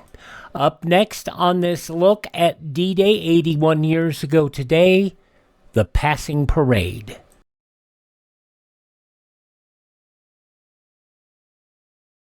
Can I take this can of used fat to the store and keep the money? Why, yes. But what made you think about doing that all of a sudden? Well, heck, Mom. They got a big sign in the store about it. They're paying real money for this used fat now. Yes, you may be surprised at how much dealers are paying for used fats these days. It soon counts up. You see, used fats are still needed very much. This country and the whole world are still short of oils for making soap and other industrial products. So whether you let Junior keep the change or use the money to cut down your grocery bills, it pays to save every drop of used fat. One of the preeminent summer shows on CBS and other networks was The Passing Parade. John Nesbitt's looking at what was going on in history. This Passing Parade is a look ahead to 2044 as they study the ancient history of D-Day. This goes back, as we said, This aired on CBS 7:15, June 6th, 1944. Ladies and gentlemen, the Columbia Broadcasting System brings you the voice of John Nesbitt in The Passing Parade. Should any bulletins of news interest come in during the next few minutes, they will be presented at once or immediately before the conclusion of this special D-Day edition, which we have requested from America's celebrated teller of true tales, John Nesbitt. Good evening, ladies and gentlemen, for June the 6th and the 31st chapter in the 1944 series of our Passing Parade. The time is exactly 100 years from today. The scene is a schoolroom on a beautiful day in June the 6th, 2044. And you and I are long since in our graves. And the furniture around us in our living rooms at this moment has been lost or become expensive antiques in the art stores. And those newspapers with their huge headlines that are now lying near the radio set will have become yellow, brittle documents preserved in the great museums of this day 100 years from now. In their classroom of plastic and metal, our great-great-grandchildren are gathered, waiting for the lesson to begin. They'll be staring out through the glass walls, wishing they were anywhere in the world but stuck in a schoolroom, having to look at a lot more historical moving pictures flashed on the screen, hearing transcriptions of radio broadcasts that were given generations ago, staring down at microfilm newsreels showing the people of 1944 dressed in their funny clothes and living their funny, forgotten lives. Now the old history professor comes in, and he stands beside the picture screen and he smiles around at the drowsy young faces of our great-great-grandchildren and says, "Does anyone here know what day this is?" No answer. Well, it is exactly 100 years ago today that one of the greatest events since the fall of Rome took place on the face of the earth. That event, young ladies and gentlemen, was called the invasion of Europe by the democracies. On a beautiful moonlit night 100 years ago, out from the shores of England swept myriads of peculiarly shaped boats, guarded by more than 4,000 naval vessels. In these boats there were tens of thousands of very young men, almost as young as you are, who looked straight ahead with awful terror gripping them. Some were seasick, and a special secret remedy which the Allies had been collecting for about a year was given to them. And on many of these peculiarly shaped steel vessels, there were actually operating tables with surgeons ready to perform major surgical treatments right on the beaches of France if necessary. These young men who gazed through the moonlight with their gray, tense faces 100 years ago were sailing into the jaws of the most magnificent fighting machine ever known up until that time. This machine was called the German Wehrmacht. It had been designed by military geniuses, tried out, improved, and repaired and tested. It was experienced, it was veteran, and it was desperate. But the young men from the cliffs of England faced it silently, and they moved on in. They knew that the stupendous machine they were to destroy had many tricks. One of them was the magnificent Spandau machine gun, which could shoot 600 bullets in the time that earlier models could shoot 200. Another was a new plastic landmine that could not be discovered by the Allied magnetic detectors. These plastic and even wooden mines, sometimes called booby traps in that day, were strewn so thickly that it was believed that a man could not take 12 paces on the beach without setting one off. Burning oil to float down rivers, pipes to carry it out to the surface of the sea if necessary, so that incendiary bombs could ignite it when they fell. There were rocket-piercing bombs that could go straight through a landing barge. There were radio-controlled rocket bombs. There were more concrete forts, hidden pillboxes, mountains of barbed wire, with deadly electric current running through them than had ever been collected in all time. Now the glaring-eyed young men still came on, you see, because that was what they had been told to do, and they were obedient to the death. But with them, as they moved across the channel, they brought something against that wonderful defense. They brought what we now refer to in our history texts as an American way of making war. This was the technique of waiting with nerve-shattering patience until their nation, being the strongest industrial nation of all, could bring overwhelming power to bear upon a single objective. They had learned it in their own Civil War long before that, when their General Grant had waited to mass unbelievable power before making the final attacks. So now, as the dawn rose up from the French coast, the peoples of the world woke up to learn that the Allies, too, had constructed a giant, the strategy of overwhelming power. 11,000 airplanes, they say, moved over the heads of the young men in the landing barges. And do you know how many airplanes is 11,000? Well, if you stood in the middle of a smooth desert with the horizon visible all around you in a great circle, as much of the sky as your eye could see in every direction would only hold 1,000 airplanes. And on that morning of June the 6th, 1944, the Allies had done the unbelievable. They had put into the heavens 1,100% more airplanes than any human being standing on the ground could see in the air at any one time. Now, you see, the old professor will continue, gazing around that classroom full of our great-great-grandchildren. Up until that time in history, an invasion by crossing water had come to be construed as an impossibility. The Spanish Armada had tried it with disaster. Julius Caesar had nearly failed to conquer Britain at first when he landed from the sea, although there were just a handful of savages to oppose him. The Allies themselves had tried it in what they called their First World War and failed terribly at the Dardanelles. They'd had the courage to try again a generation later on the coast of Norway at a place called Narvik, and again they met with bloody disaster. But even while their enemy was shouting with glee and calling them decadent peoples, they licked their wounds and they tried again. They filled their skies at home with the smoke of 10,000 factories. They nearly drained the earth below their feet of their precious oil reserves. They dared to wreck their economic system if necessary to provide the means. And their civilians, your own great-great-grandparents, would go to little white offices where needles would be placed into their arms, their living blood drawn out, and its plasma put in little jars which were sent off to their soldiers. No one, I suppose, who didn't live through that day 100 years ago, and of course there are only a very, very few old persons who dimly remember it now, can ever really know what it was. Although we have thousands of reels of specially preserved moving picture film and the metal recordings of General Eisenhower's proclamation, and we've already played the record of the President's speech and the words of the King of England of that time and so on. Yet, young ladies and gentlemen, I wish you especially to realize and remember this, that we wouldn't be looking at this film or hearing these century-old records. We would not be studying these documents if the vast army of young men that crossed the Channel on the morning of June 6th in 1944 had not finally won their battle. You would not be allowed to see history as it really happened, and I would not be allowed to teach it as it really happened. You would be at this moment marching on a parade ground, having your muscles hardened for new wars, and having your brains bound into a metal case of narrow ideas and rules. And the word democracy would, of course, be forbidden in this classroom. And all of this, young ladies and gentlemen of the history class, is why we never permit you to forget this historical number, June 6, 1944. Because a century of history has taken place since then, you'll probably have trouble in remembering all the names and places. The names of Eisenhower and Clark and Montgomery and Churchill and Roosevelt and Stalin and Marshall, perhaps you'll forget them. And such strange places as Le Havre and Dieppe and Dunkirk. They are now of interest, these names, chiefly to military experts. But one thing, young ladies and gentlemen, you must know and recall forever, or you will never be considered educated men and women of this 21st century, and that is the name which we finally came to use to describe that stupendous series of battles. You must never forget that 100 years ago today occurred the supreme hour in the War of Liberation.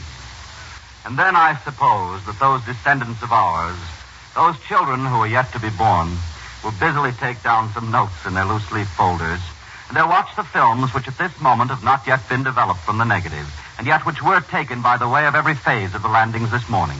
And they will listen to excerpts from the broadcast that we have been listening to today, which have all been recorded and which will be transferred to permanent metal forms for the use of future historians. But perhaps it won't mean very much to those children in the future if they're happy and normal kids. This day of our world, this day might mean nothing to them, in which we have prayed ardently for the success of our arms, and during which millions of American mothers have been so overcome as to have to leave the radio and go to their bedrooms to look down at photographs of their sons. 100 years from today, it will have become one more date in the history lesson, like 1492 and 1066 and 1914 were to us. And the moment the story of this day of days has ended, those kids will dash out into the playing field and they'll start having fun. And that's quite all right, isn't it? It's for them that the landing barges crossed the Channel this morning. It is for them that our young men offered their lives, because the children of 100 years from now will be free. And now to conclude the passing parade for this evening, I would plan to read any of the bulletins which have come in during the past 10 minutes. However, even history does sleep at night, and owing to the time element at the various military headquarters, the 3:30 communique has concluded, probably, the official reports of great interest for this remarkable series of hours through which we have just passed. And as we close the record for the evening, then, a summary of the opinions published and broadcast so far does seem to add up finally to the following. That these were certainly the chief surprises, that casualties did appear to have been much lower than expected, and that the German Air Force very definitely did not go into large-scale action.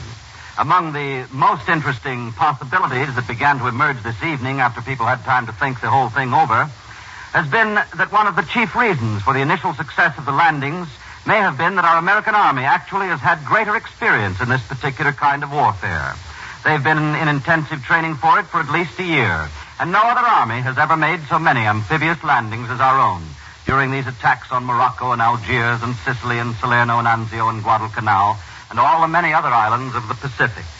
Other observers also have begun to note this evening that we might possibly have been able to strike higher up on the coast of Europe first in Holland, and that very possibly that would have brought about a much shorter war, but a far bloodier one. And it is conceived that we struck where we did because we believed that although this would take a little longer, it could be carried out with the fewest possible casualties. However, as brilliant a maneuver as the landing has been, few seem to expect it to be followed up now with sensational blows that will quickly knock out the enemy.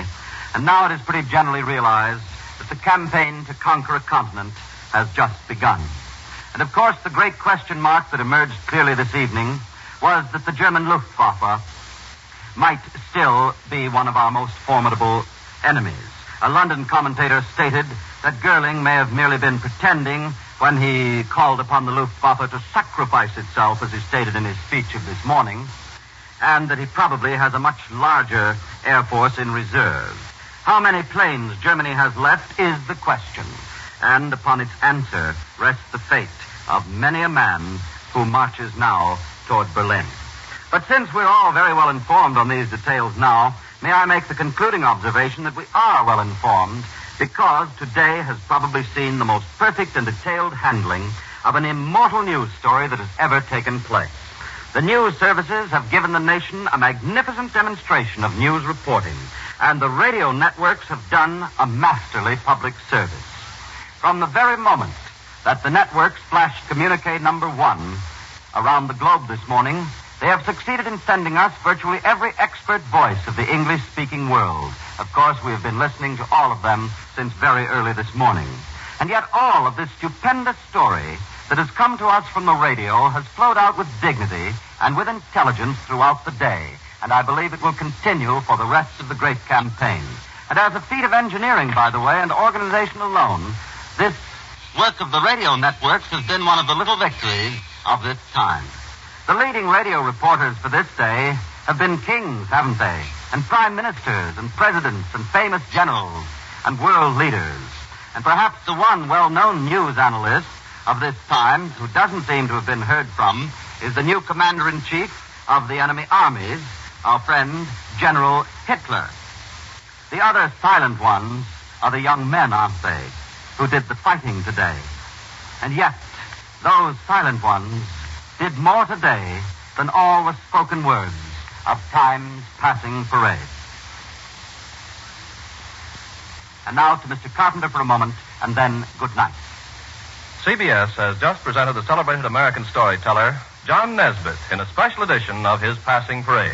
This is CBS, the Columbia Broadcasting System. From 7:15 Eastern Time on June 6, 1944, 81 years ago today, the Passing Parade. Regular programming gave way to news, as it should, in radio history. Coming up next, we're going to go to a broadcast from NBC from 8 o'clock Eastern Time on D-Day with the celebrated singer Ginny Simms.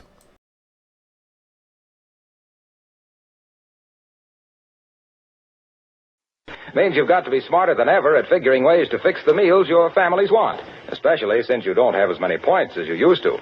Well, the smartest thing to do is to get extra points by turning in waste fats. You know, your meat dealer will give you cash and 2 red points for every pound you turn in. So get going. You'll be doing yourself a favor and your country an important service. For used fats are urgently needed for military medicines, armaments, and a host of things so necessary to win this war. Strain every drop into any tin can, no glass containers, please, and turn them in as soon as you have a pound. We wrap up our look at D-Day 81 years ago today on the radio with an episode of The Ginny Simms Show. This broadcast was originally on NBC and heard on WEAF in New York, 8 o'clock Eastern Time on June 6, 1944, 81 years ago today. We shall pause now while Dr. Israel Goldstein, President of the Synagogue Council of America, leads in prayer. Dr. Goldstein. Lord of hosts, girded for battle against the blasphemers of thy name, a mighty host of free men are resolved to crush oppression. Today, as our sons and the sons of our allies enter upon the final act in the drama of liberation, our prayers go with them. Anxiety mingled with pride fills our hearts. We know the cost may be heavy, but we shrink not, for the future of our children's children is at stake. Arise, O Lord, and let thine enemies be scattered. Then speed the dawn of peace, O Father of mercy. May the reign of evil go up as the smoke, and thou alone rule supreme over a family of nations dwelling in security and in concord, with none to make them afraid. Amen. Thank you, Dr. Goldstein. We take you now to Hollywood.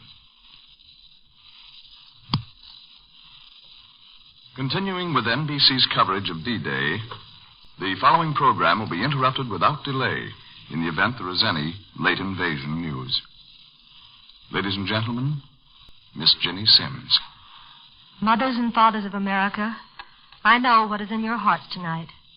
Night is falling on the greatest day in the history of all free people, D-Day, Tuesday, June 6, 1944. At dawn this morning, the Supreme Commander of our Allied invasion forces uttered 2 words. 2 words that put an end to months of torturous waiting, months of not knowing.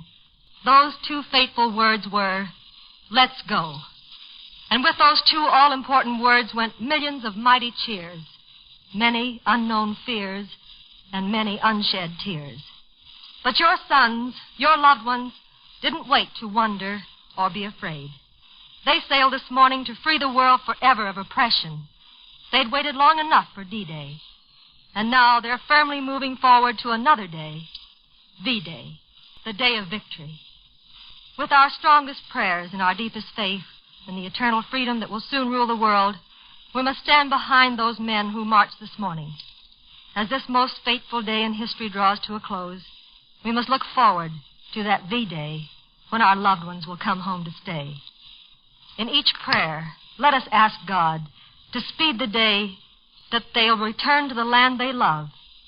And we all must have faith, and our prayers will be answered. Tonight, as a cloak of darkness falls over our brave fighting men, we wonder what they're thinking. We know they're tired. We know they've done a great job today, and are going to carry on that job through the night and through the days to come. We wonder if they're thinking of us, or as we're thinking of them.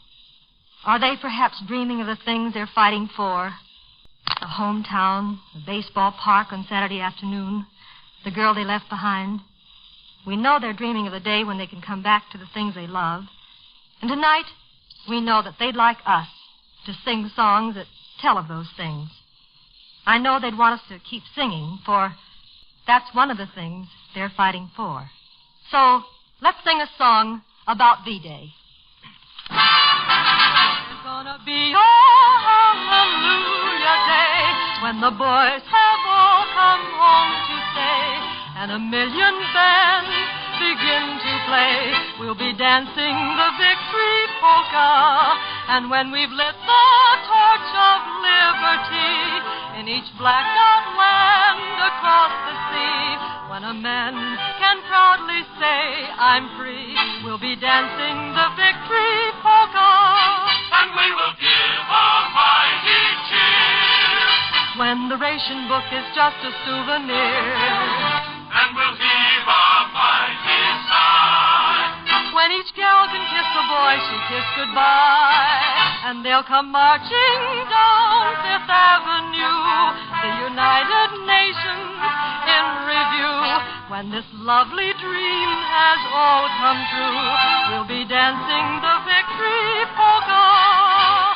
Dance, dance, dance the victory polka. Join, join, join the merry throng. Sing, sing, sing the victory polka. Raise your voices loud and strong, and they'll come marching down Fifth Avenue, the United Nations in review. When this lovely dream has all come true, we'll be dancing the victory polka.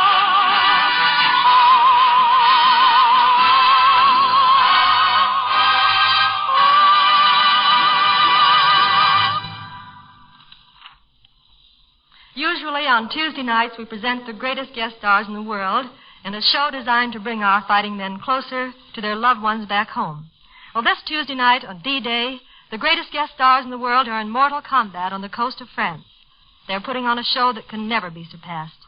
They have an audience as big as the world, an audience that is cheering them on to the final curtain, the curtain that will signify the end of Nazi tyranny, the end of bloodshed and terror. But one of the great guest stars we'd planned to present tonight has a message that we feel should be sent. And if our program here tonight can bring loved ones closer together in this hour of grim expectancy, then we'll be that much happier. We'd like you to meet a wounded American soldier that I met at the Torney General Hospital this week who has something to say about the invasion. His name is Corporal Joe Samatoic of the United States Army.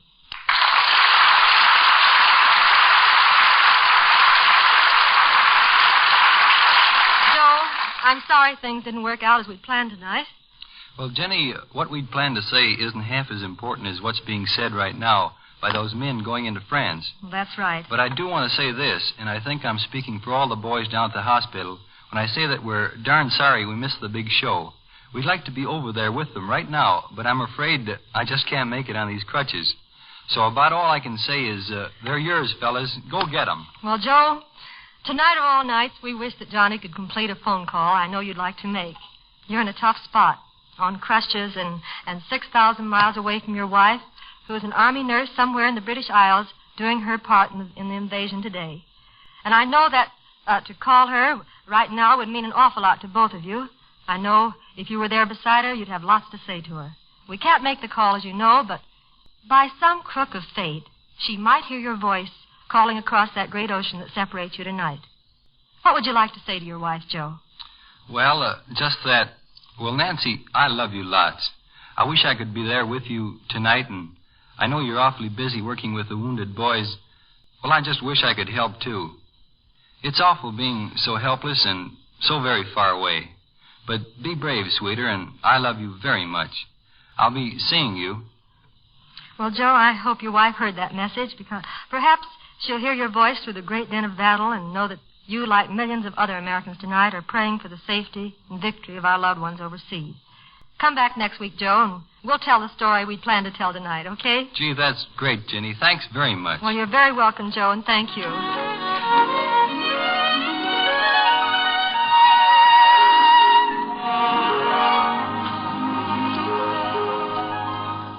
The world we love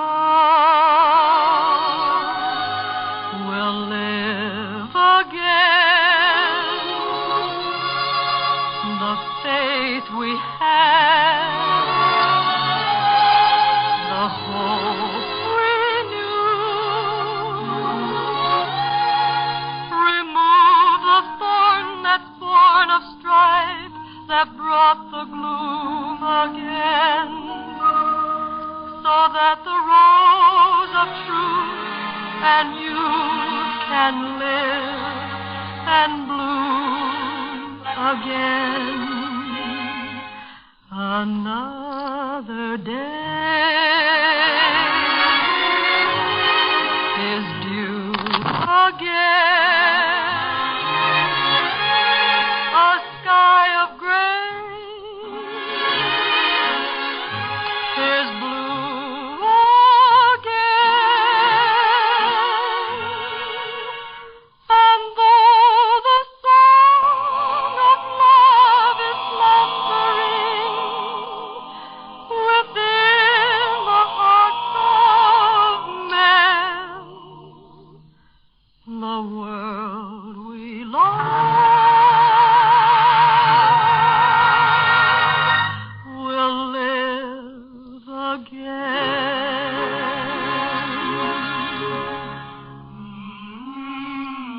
Yes, it'll live again when peace is found. And there's time for books and looks around at a country scene, a tree serene that stands above a meadow green.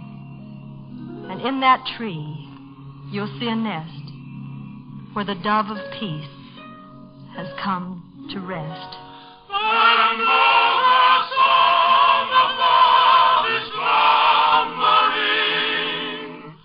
within the hearts of men, The world we love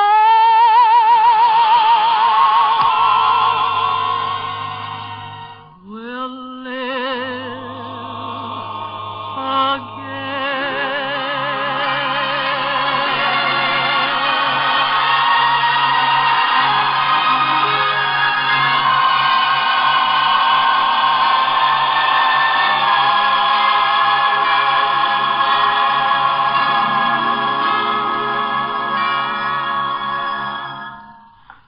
Tonight, throughout America, many fathers and mothers are wondering if their boy is lying on some beachhead, alone on some battlefield, wounded, perhaps dying. We've been told that the battle will be long and hard.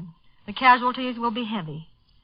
Many of your loved ones will sacrifice their lives in this great march to victory, and we thought perhaps it would help you to know what your country and the combined strength of all the United Nations has done to ease the suffering and pain of our fighting men. We're honored to have a great man as our guest tonight who has worked in the battlefield with the wounded men. And he was awarded the Navy Cross for rescuing 9 men who were left to die during the Jap invasion of Java. This man who knows about medical care and what we're doing for our wounded fighting men is the famous and heroic Dr. Wassel. We'd like for you to meet him now. Ladies and gentlemen, we're proud to present Commander Cordon Wassel of the United States Navy.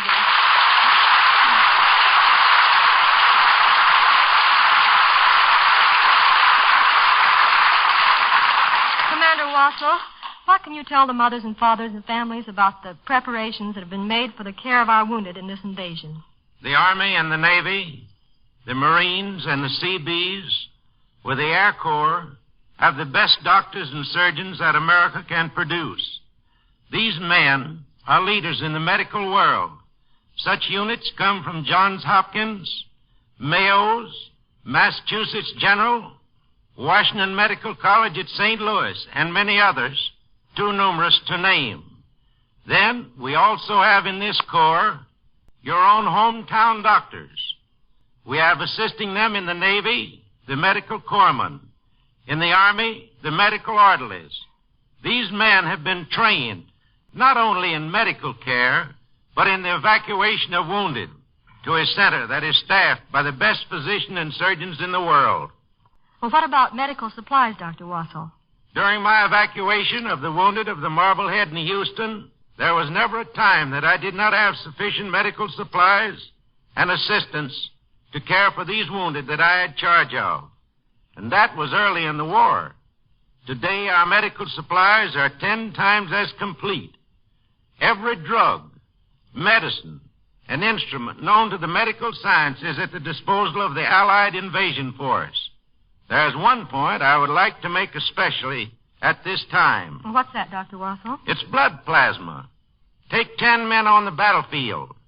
The orderly or corpsman hasn't the knowledge that the doctor has, and he perhaps rightfully gives blood to those that do not especially need it. You might call that a waste, but it is not. To combat shock, the blood has to be given before shock sets in. And the orderly and corpsman rightfully give it to all of them. Out of 10, perhaps 4 or 5 did not specially need it. But an ounce of prevention there is worth a pound of cure.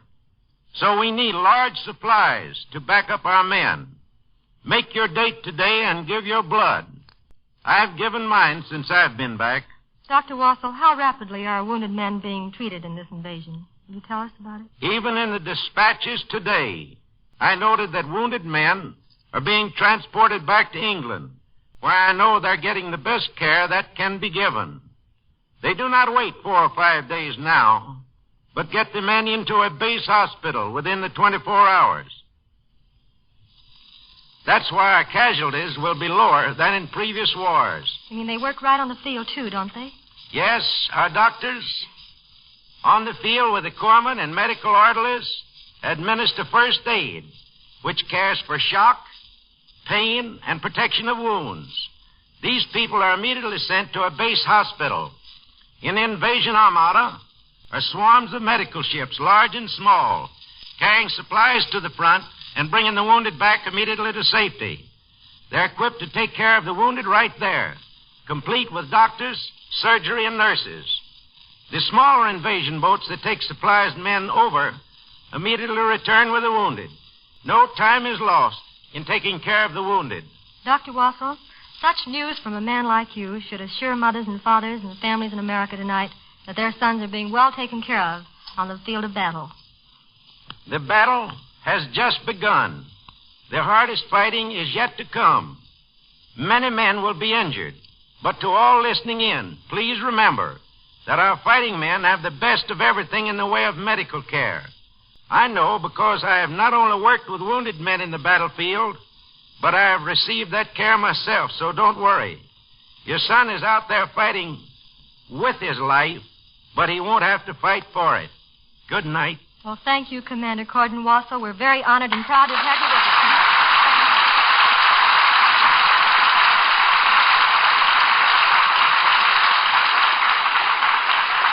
Thank you very, very much. Tonight, our fighting men overseas would want us to carry on in the same spirit in which they left. In all their letters back home, they always say, "Don't worry about me, I'm okay. It's you folks back home that we worry about." Well, let's show them that we haven't lost that spirit. In our hearts, we have a song that keeps rising above our fears and gives promise of a bright and happy future.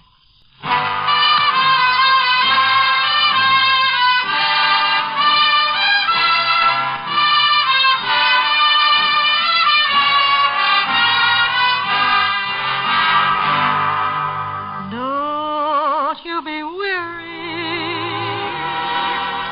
Don't you be dreary. 'Cause that trumpet's gonna sound. Just keep your eyes peeled and keep your lips sealed. And when that good news gets around, there'll be a jubilee. There'll be a jubilee. There'll be a jubilee upon that happy day. Sister, your man, my man too. Your man and my man too.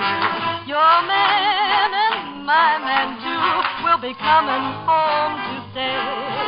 Great day in the morning when that peaceful sun will be dawning. Oh, say, what a gay time. Why, the night'll seem just like daytime. Sisters, there'll be jubilee, happiness for you and me. There'll be a jubilee upon that happy day. There'll be a great day. What a great day. There'll be a jubilee.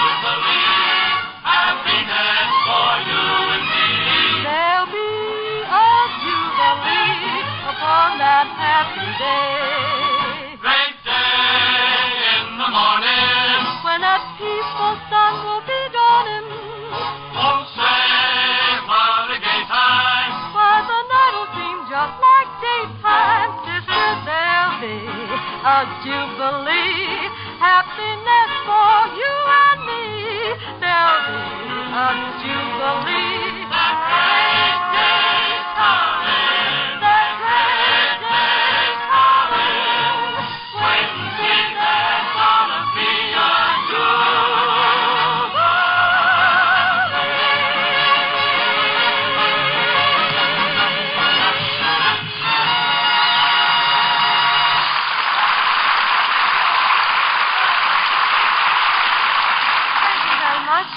Another song of our dreams of the future, a dream of tomorrow that will soon be here, a day of freedom and peace, and a day when we will no longer wait and pray for our loved ones' return, a dream that will come true. In my dream of tomorrow, there's a bright sunny day. I see Tom, Bill, and Johnny marching home now to stay. There are angels singing a hymn of joy. Church bells ringing as girl meets boy. In my dream of tomorrow, you are so close to me. In a home full of laughter, in a world that is free. So my darling Chinna will see.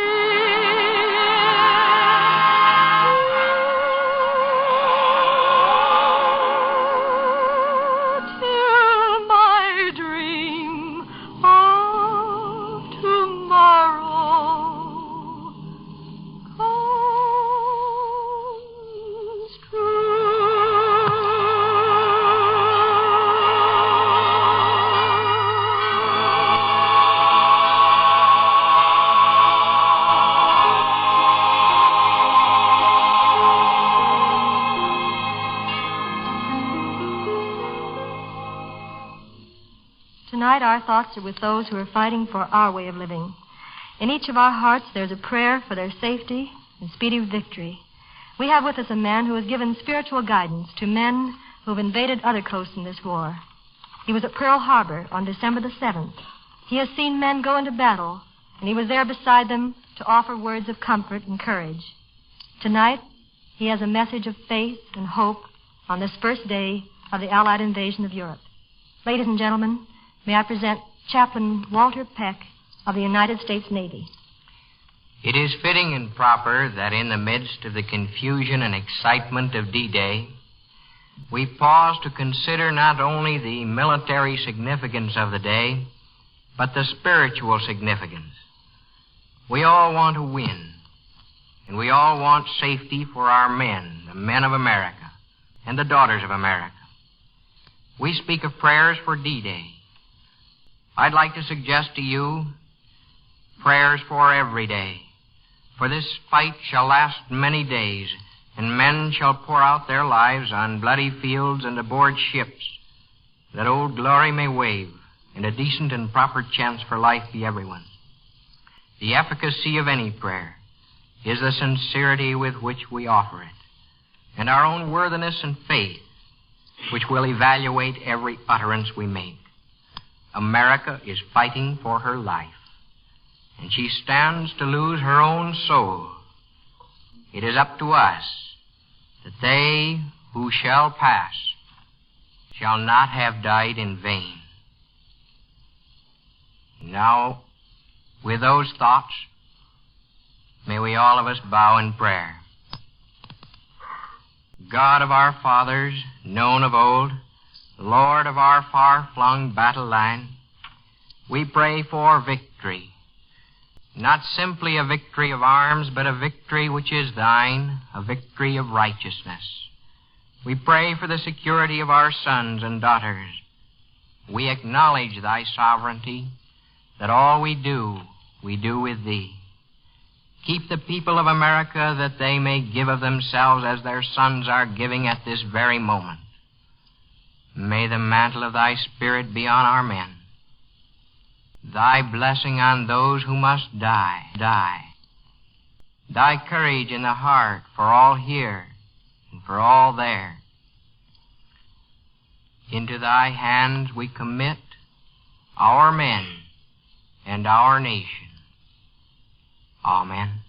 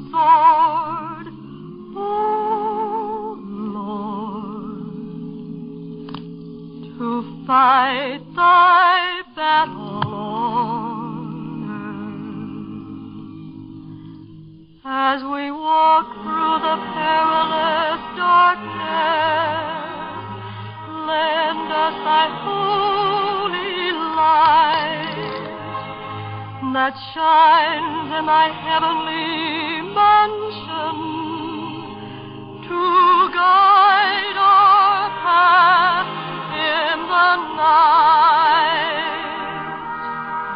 And when thy shield and thine armor to the gallant boys over there.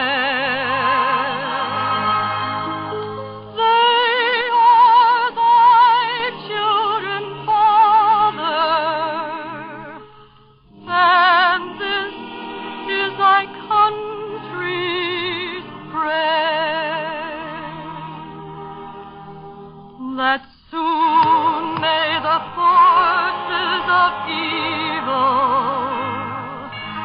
fall at last on their knees with the flag of thy kingdom of heaven flying high in the breeze.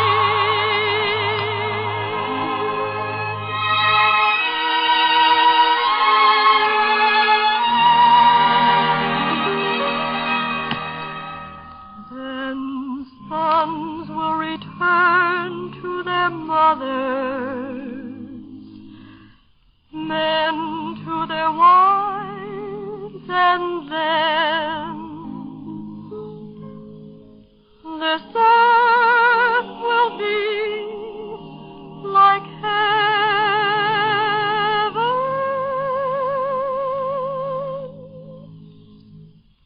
Peaceful and bright,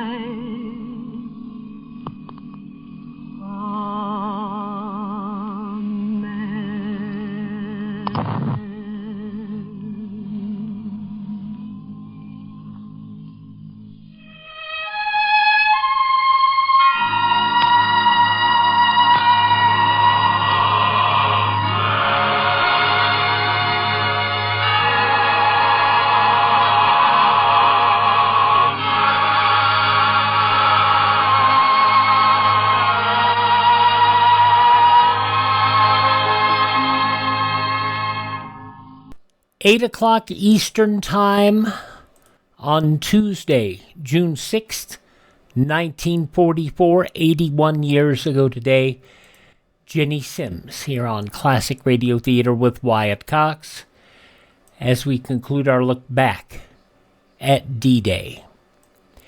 Up tomorrow, we will have D-Day +1, the Orson Welles Almanac, Vic and Sade, The Guiding Light, Ma Perkins, Pepper Young's Family, Mary Noble, Backstage Wife, and Front Page Farrell, all from the day after D-Day, 81 years ago today. Remember those who gave all so that America and the world could escape World War II. I'm Wyatt Cox.